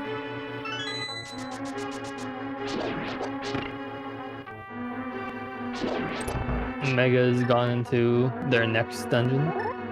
And there's that sword and Ganon's tower on Kate Sith's side, which is going to help Kippy. Almost ruined the bomb jump, but not quite. That was good. It's one of those things you would be mad about, except it's a sword and you actually really want that here, so you can't be too mad. Even if you have to do the bomb jump again, it's like, ooh, sword. Yeah, the sword just helps so much in this fight. And even in this room. It also helps a lot against the penguins, because the spin attack is just... It eliminates them immediately. Yes. MegaKidIcarus is doing Mire, which I think was also on the top of Castle. So has this nice little dual crystal right before Ganon route. Yeah, this was the left entrance up top. Yeah, this is working out really well for him, because he can just drop into Ganon after getting his crystals. And confirm this is going to be his last crystal.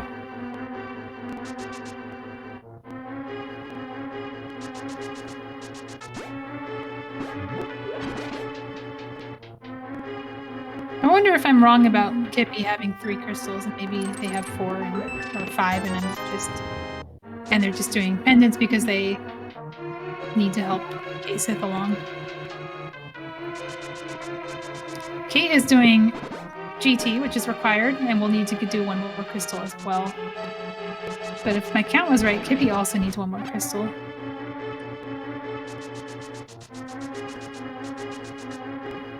Right now, Kate just picking up items because there's a group of 4 right here.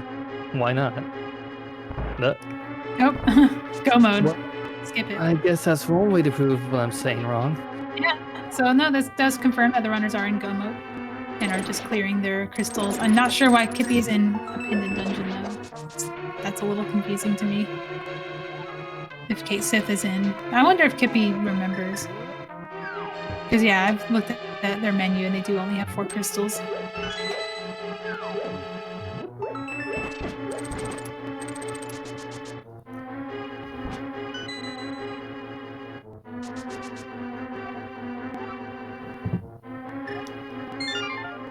Oh, Kippy's leaving. Okay, maybe it's possible that Kate Sith just found go mode, or Kippy just found go mode, and now it's like, wait, I'm in a pendant dungeon. I can just leave and do crystals now.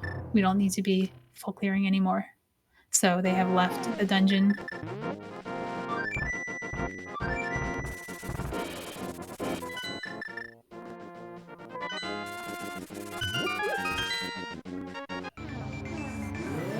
Kate making very short work of those knights thanks to silver arrows. Not much can stand against the power of silver in this game. Kate Sith opened 2 chests, and one of them was the mirror. So I'm trying to. I think maybe what was happening is Kate needed to leave. I don't know. I don't really know what's going on Kate's side. Why they're skipping some chests and not others. Mirror for desert, apparently. Yeah, but Maybe why they did don't they have skip? a book, so they couldn't get in before this. Why did he skip Rando Room though? That I'm confused about.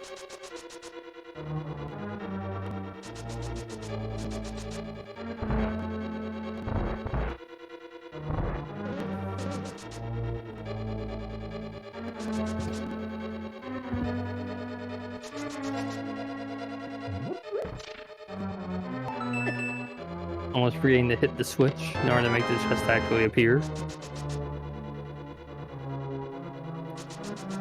That switch is finicky. It's really easy to walk on it and not actually trigger it.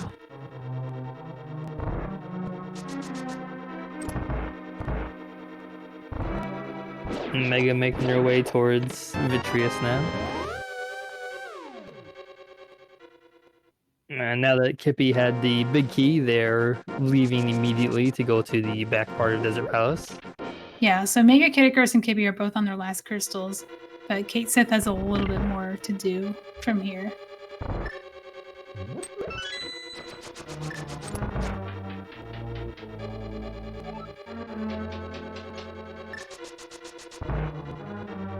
Taking some safety fairies, one for healing and one for the bottle.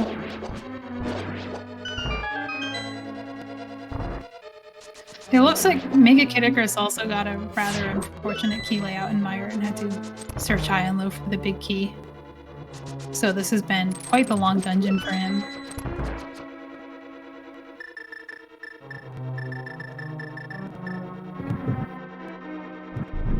Looks like Kate's finally getting around to doing the GT climb.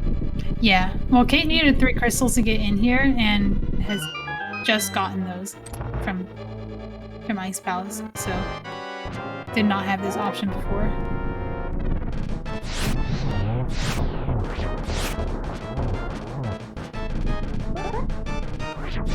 Silver arrows making short work of Vitreous. Very short care of Vitreous. Yes. Kippy has run out of magic, but it's the one last spin on Land Molus. 2 crystals at the same time from opposite teams on opposite seeds. With just Kate Sith left to go, both of them will be running to Ganon.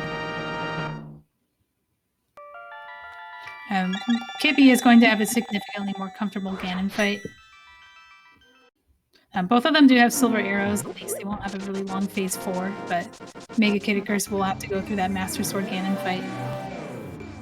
Where is he going? Am I wrong about the number of crystals he has? No, they have 4 crystals. That's how many they need, so... He did climb GT, right? That's about the only thing you think of is if they didn't climb GT yet, that might be the last thing they have to do.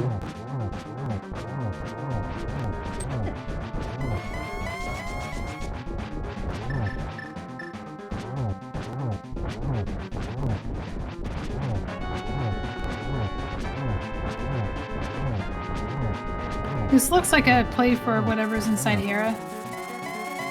Nope, it's on the other side of the mountain.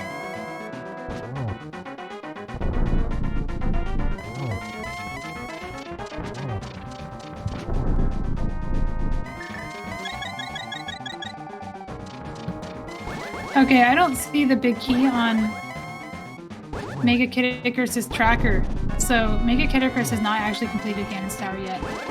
This is making the race a little bit closer because now Kate Sith just needs 1 more crystal. No, Kate Sith needs 2 crystals. No, 1. It's 4 for that side. Kate Sith needs 1 crystal, and MegaKidIcarus needs to full clear this dungeon and do a Master Sword Ganon fight. Eudaimonistic does. I'm not sure if we're calculating by, they said total time. I think that means we add the times together. So they do get a significant boost from Eudaimonistic's faster time.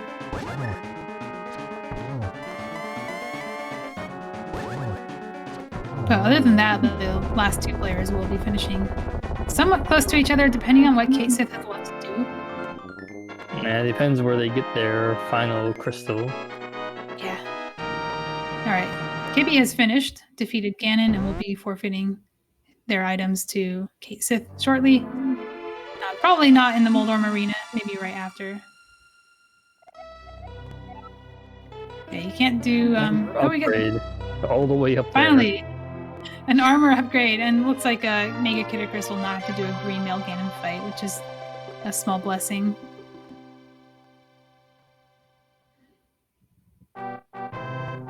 Yeah, okay, so confirm we are adding together the player times, so Eudaimonistic's fast finish time is going to significantly boost their teams. So if MegaKidIcarus and Kate Sith finish close to each other, or if MegaKidIcarus finishes ahead, then that team wins. MegaKidIcarus is showing that there is a precise cane setup you can do to get yourself out of that fix. You just Ooh, triple for Kate Sith on Aga too. Very nice. Very much ideal for them.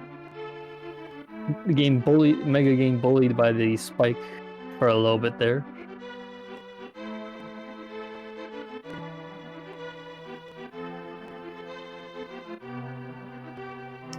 MegaKidIcarus found the big key and is continuing. Maybe hoping to find one of his swords that he knows is in his world. And probably either like a sword or armor upgrades, what they're hoping to find in the set of 4. Yeah.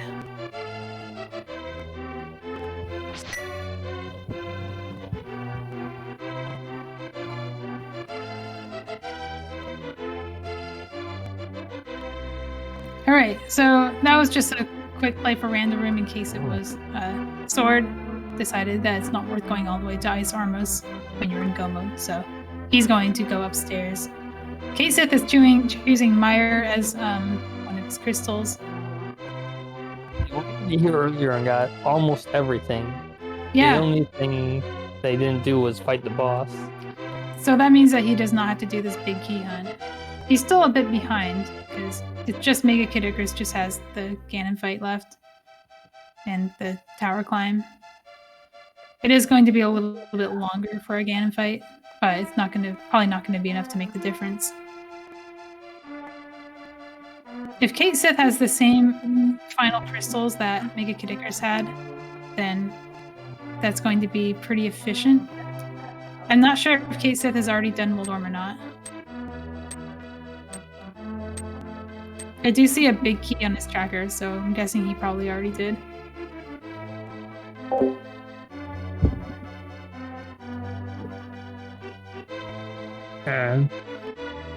It's pretty much down to Kate Sith finishing still lampless. Yeah, where was that lamp? Does anybody remember? Because MegaKidIcarus got it a long time ago. Like, I think he's had that for most of the seed.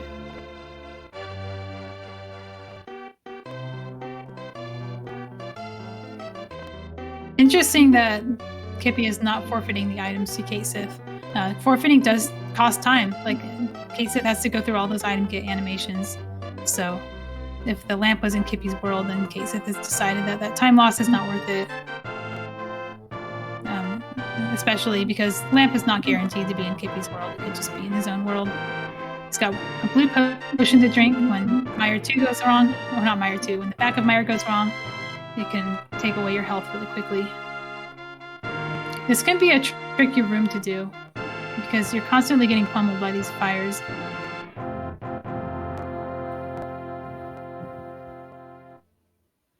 Decided to mirror out. Maybe gonna do a different dungeon. Or maybe ask Kippy for that forfeit.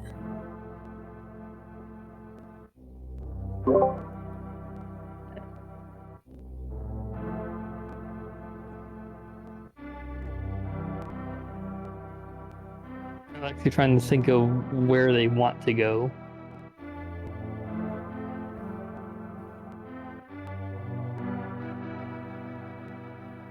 Looks like they're going towards Eastern. I believe that was a Turtle Rock entrance. Yeah, this was not the big chest, but the one next to it. I don't know if Kate Sith has found a big key. I can look at that real quick, though. Kate Sith has not found the big key of this dungeon, so... No, they haven't, and they don't have a small key to go through the Chain Chomp area. Oh, so that's they unfortunate. did remember that this was Turtle Rock. They don't have the items necessary. Yeah, I didn't think about how, because this is a dungeon and shuffle, that the game might just expect you to find Laser Bridge and do it from there.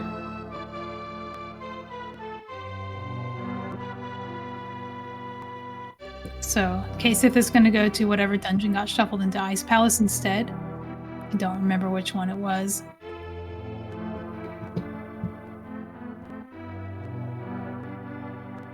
Alright. I see. MegaKidIcarus is in a bit of a magic management situation. He needs to make sure that he has enough for the torches up here. He would be fine because he has the lamp. You can take the pot the magic in it and just light all 4 torches, but has chosen to be a little bit more cautious about it, even clearing the path for a clean dash. The last thing you want to do is run out of magic here.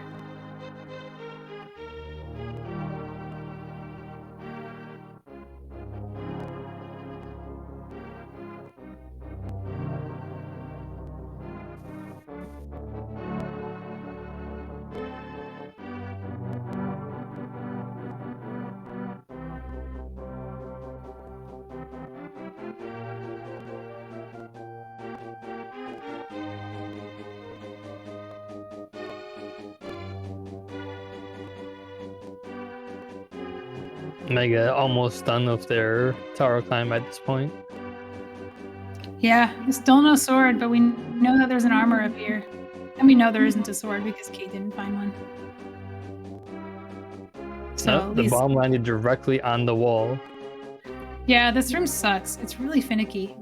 If the bomb is too high, it won't blow up the wall. If it's too low, it won't move.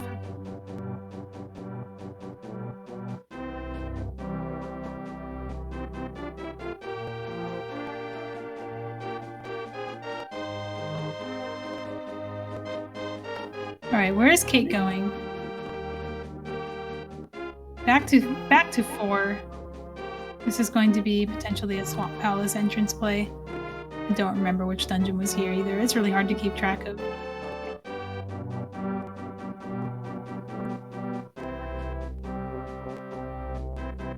Interesting that MegaKidIcarus chooses to go for Burna strats right before Ganon, because he does need magic.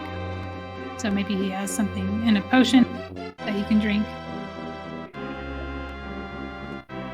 That's another difference was Kate did not pick up the armor in the lower section on the left. They didn't stop into the room that had it. I see. So Mega has better defenses, so they'll be able to not worry as much about their health. Yeah, well, I don't know what Kate's plan is, because he keeps stopping into entrances and deciding not to do those dungeons. Maybe they're not crystals or they're already finished. I know one of them, obviously, the cold stair fight was giving him trouble earlier, and then he took a death at his most recent one. So, okay, checking the Mire entrance. What is here? Mega's defeated Aghanim.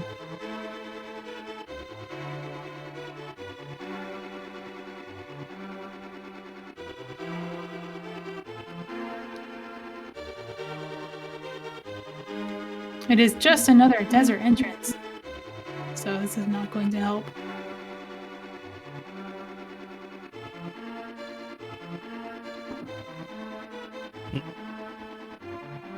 I remember this was the Turtle Rock Big Chest. Yeah, I remember that too. That's not going to help. No, you already found the other end of that, Kate. So, where is... I think MegaKidIcarus is getting potions, so I left a mirror portal near the pyramid so that he can prepare for this Master Sword Ganon fight that he's going to have to do. Which explains why he was so comfortable burning through magic in Ganon's tower climb, because he had plans on this all along. He's going to drink a potion so that he can get in on full health.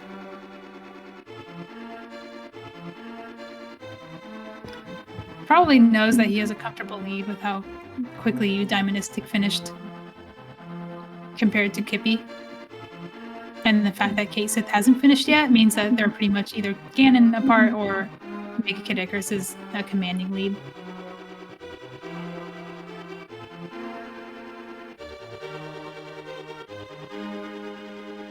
Kate Sith's back in pod, but there is the dark room with turtles. Yeah, that lamp. Where was it? I wonder if I missed the forfeit from Kippy, because I feel like you would want a forfeit from your partner by this point, so they probably already got it.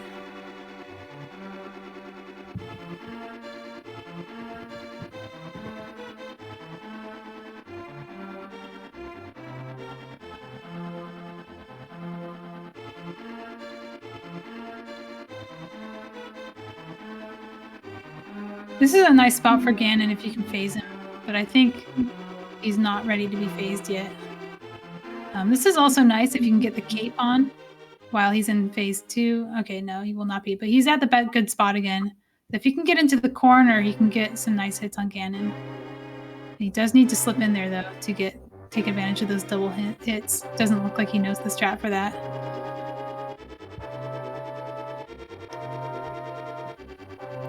Kate Sith will be aided by the Fire Rod here. This room sucks, but once you've lit the torches, it's not so bad. And with half magic, he can just fire until he hits one.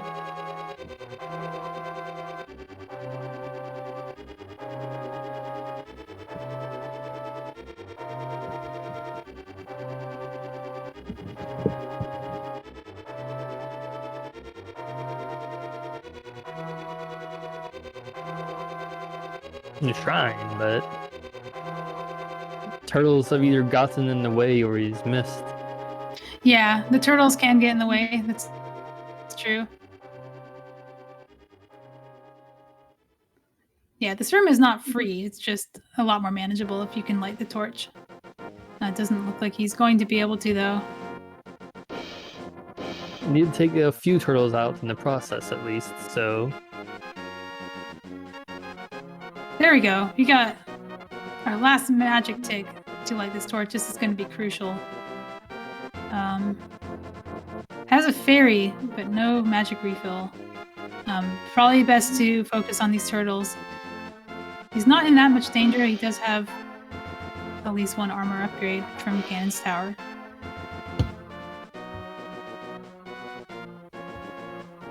Meanwhile, MegaKidIcarus is doing the Master Sword Silver's fight, which is a little awkward because when you spin Ganon, you get knocked back really far, and it's hard to get doubles. It's also hard not to muscle memory Silverless, but he's managing just fine. Gets his last arrow hit in, and that's GG for MegaKidIcarus and Eudaimonistic. Their team has taken first place.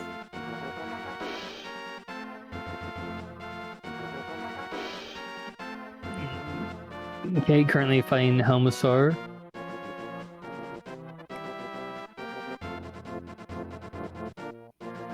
Will likely be Ganon. Is this his last crystal? Because I think he only had... Oh, he only needed 4, right.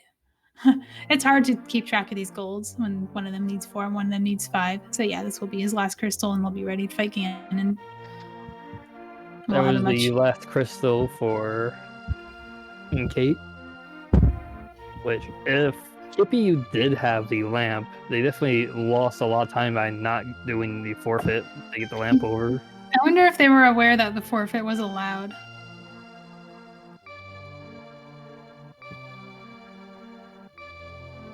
That's also possible.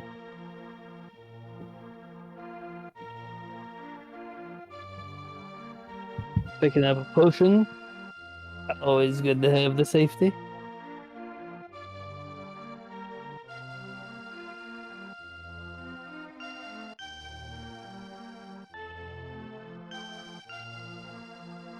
So Kate just... Well, way to prove I was about to say wrong. I was gonna say, Kate on their way to Ganon. They might not have fought Aghanim, so they can't use that quick warp. Yeah, correct. Only the bottom players had to fight Aghanim. They had an actual hard required Agaseed. The top players did not. So he's taking a traditional route of going to the portal near Link's house.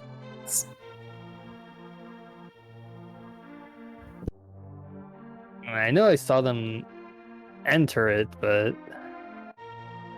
I don't think they actually finished it. One of them just kind of dipped in for a moment, then left.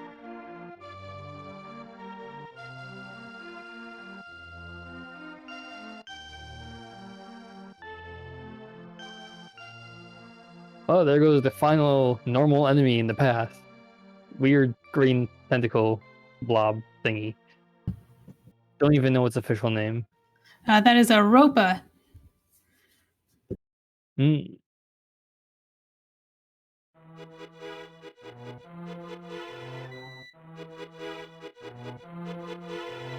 Having a tempered sword, though, means doesn't have to worry about doing spin attacks to do damage.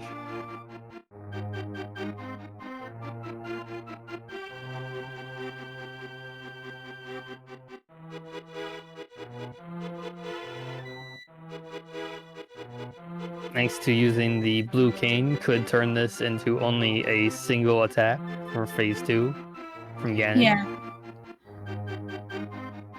It looks like he gets it, the nice 2-in-1 from Ganon.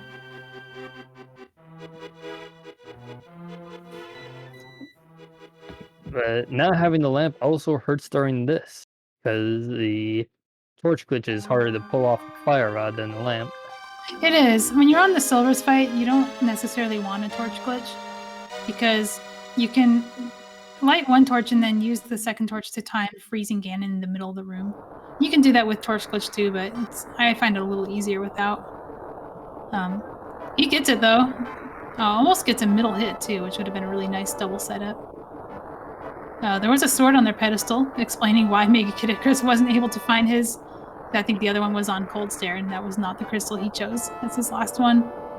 Gets nice double setup. Very good. All right, so Kate Sith has finished Ganon, and we'll be wrapping up this seed. A very nice double multiplayer race. We got 2 teams finishing with their combined times, determining the winner. And the winner being Team 2, with MegaKidIcarus finishing at 2:02:27, Eudaimonistic finishing at 1:33:17. Kippy has finished at 1:48:59.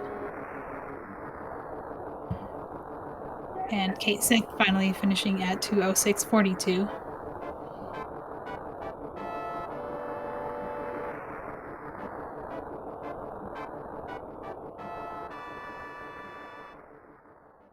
Yeah, everybody has been able to finish their runs. Ganon has been stopped 4 times over.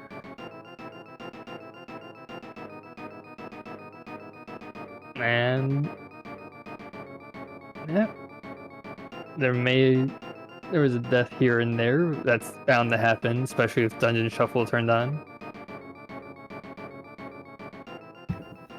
All right, so some of our runners will be joining us for an interview shortly, and the rest will be filtering in. GG, everybody. That was a really nice race. Thanks for putting that on for us. Yeah. Thanks for talking about it for us, GG. How do you guys like doing this format? I've never actually seen a multi-world race before. I've never actually been in a multi-world race before. Is my microphone on? Okay, yeah, I'm back. Yeah, we can hear you. Welcome back. All right, hold on. It was like a wild ride. Yeah, I like this idea. It's pretty fun. It is. I can see a meta developing in the future. This is a bit of a test bed for multi-world racing because it is rather new. Right, like, what was the question? I'm sorry, I didn't quite catch the question as I was sitting down. Oh, I was just asking how you liked it. I like the format. The beginning of the seed was a little bit rough, though. Yeah, definitely the player 1 got the rough the rough side of things with the dungeon shuffle and the early high execution dungeons. Yeah, the Ice Palace was pretty terrible. Am I mistaken? Did that have your hammer in it? Yep. It did. It had the hammer. So that was required. That was pretty nasty. And then the other runners had to do an Aga fight, which is pretty run of the mill for rando, but still kind of annoying. One. That Aga blue balled a lot though. Like Yeah. 10 times. We were talking about it. 10 blue balls. Oh, holy cow. MK, I bet 10. I thought it was by the way. seven. Oh, I think we miscounted then. That's Maybe I miscounted. I don't know. It felt long either way. Yeah. Either way. Like 10. I took my guess at 7 anyways. Eesh. Yeah, so I mean, like, Even 7 feels bad. Yeah. But yeah, once the dark I know 7 feels bad, but that's always my guess. Once the dark world opened up and I found that chain of connectors, it was pretty much smooth going except for the glove at what was it? Except for the glove at the Smith's. Cave. Yeah. And Hedog's Cave. What was that Smith? That was the hook shot, right? Hook shot at Smith. Yeah. Yeah, you can't have your own glove at Smith. You could have your partners. I believe your gloves were at Paradox Cave, and then something else was early. Yeah. How? We each gave each other a glove. I see. How did? I have to ask Kate. What method did you use to access Paradox Cave to get that glove?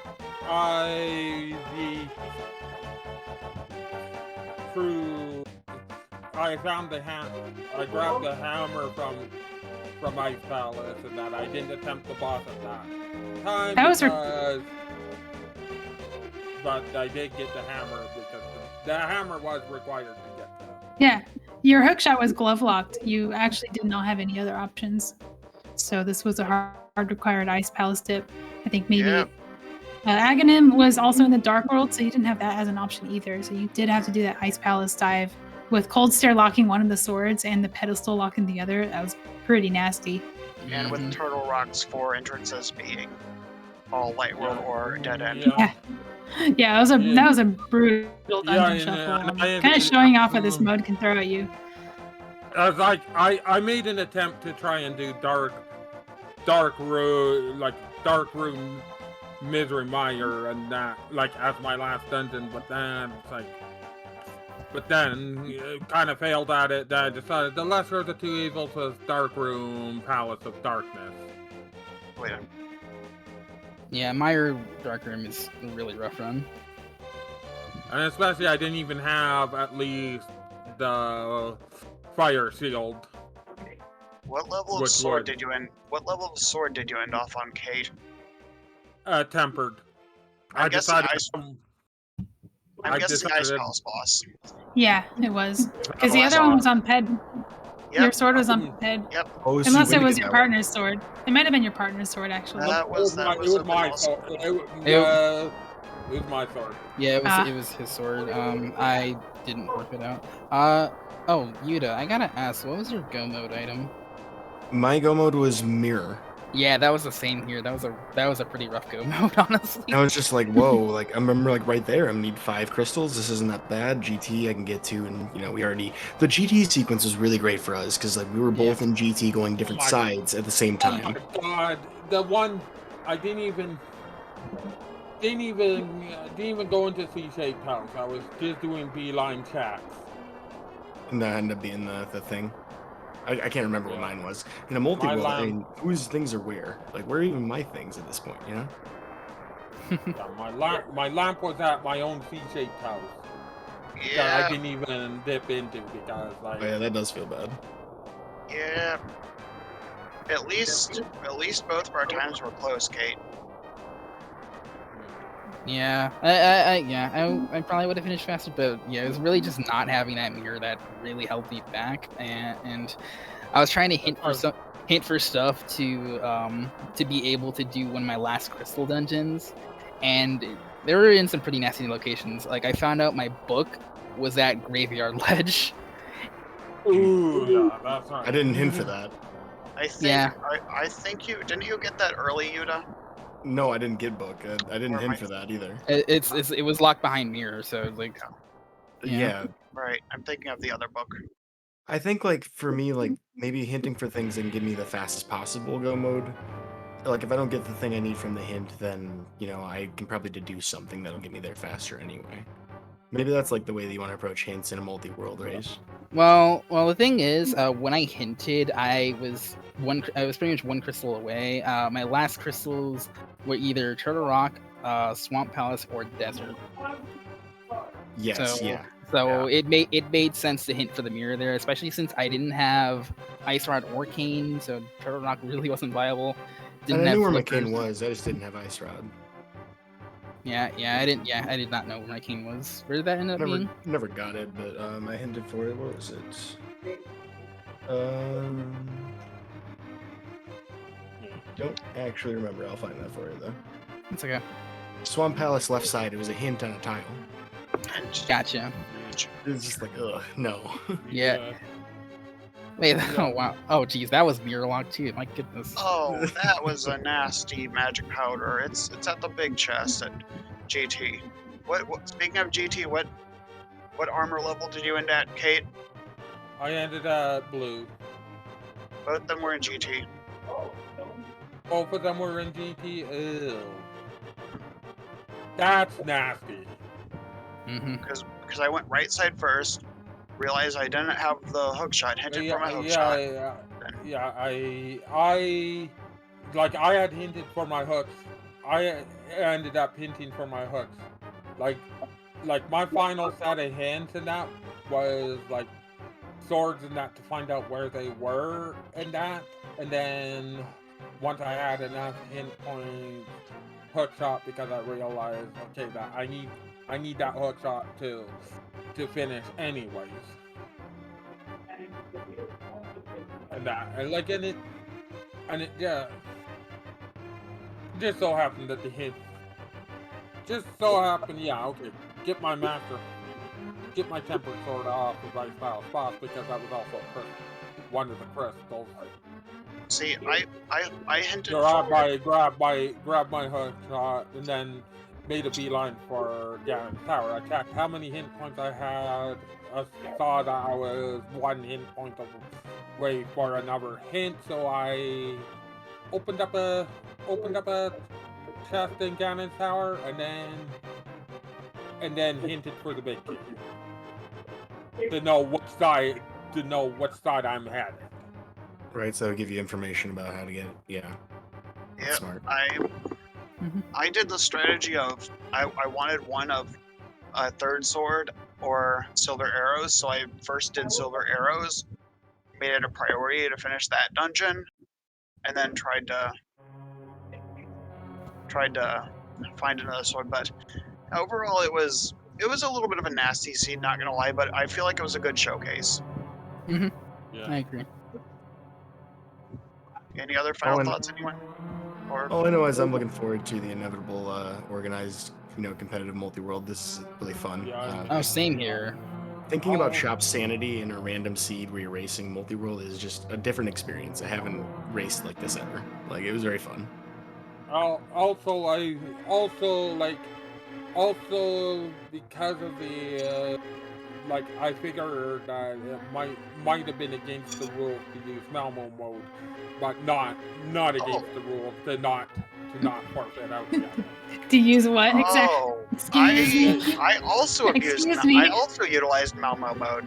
Okay, well then we probably we didn't exactly establish whether it was okay or not. We also Yeah. haven't explained Right to here. people what that is. Yeah. Malmo mode is a nickname for tactical disconnect, normally while water walking, because I have been known to do that while water walking and then forgetting to turn it back on. Yeah, in the rules. Yeah, in the rules doc, there's no rule against that tactic. We need and because I didn't want to risk a disqualification or whatever. Yeah, you could also just communicate to your teams, hey, I can't be receiving items right now. Yeah. There was a couple mishaps in our race, at least. I caused all of them, too. It wasn't ever affecting me. Yeah. I will say this, since it's built into one of the clients, I thought it was an allowable feature. Well, the thing is, not everybody. The thing is, this client doesn't have ports for all of the operating systems, so we can't actually allow it until this client has a port or this feature is implemented in all of the clients. Wait, let's we can figure out the technicality later, I suppose. Though. No. Well, in any case, this is an exhibition fun. race, not exactly a tournament race. So it wasn't. So yeah, There at least wasn't- it's good to do a few of these to see whether we need to make any changes to the rules or anything. Exactly, it's a test bed, if nothing else. And these Yeah. questions that it raises are really good. It's a really good time to raise them, rather than during a tournament, if Right. there ever were one. Yeah. It's just this is though that I realize though that Ferrex's client doesn't I'm sure it might be portable to other operating systems and that, but until we can verify that and get ports to the various other operating systems. Hey, the One thing I want to big throw side. in before the end, though, is if you guys are enjoying what you're watching with this as showcase, definitely check out the tournaments coming up for SG Live, for Factorial Link to the Past and Minecraft multi-world. That stuff's really exciting, and this is all the development you're seeing unfolding in front of you. It's like a really cool thing to be a part of. If you're not in the Archipelago server, you should be.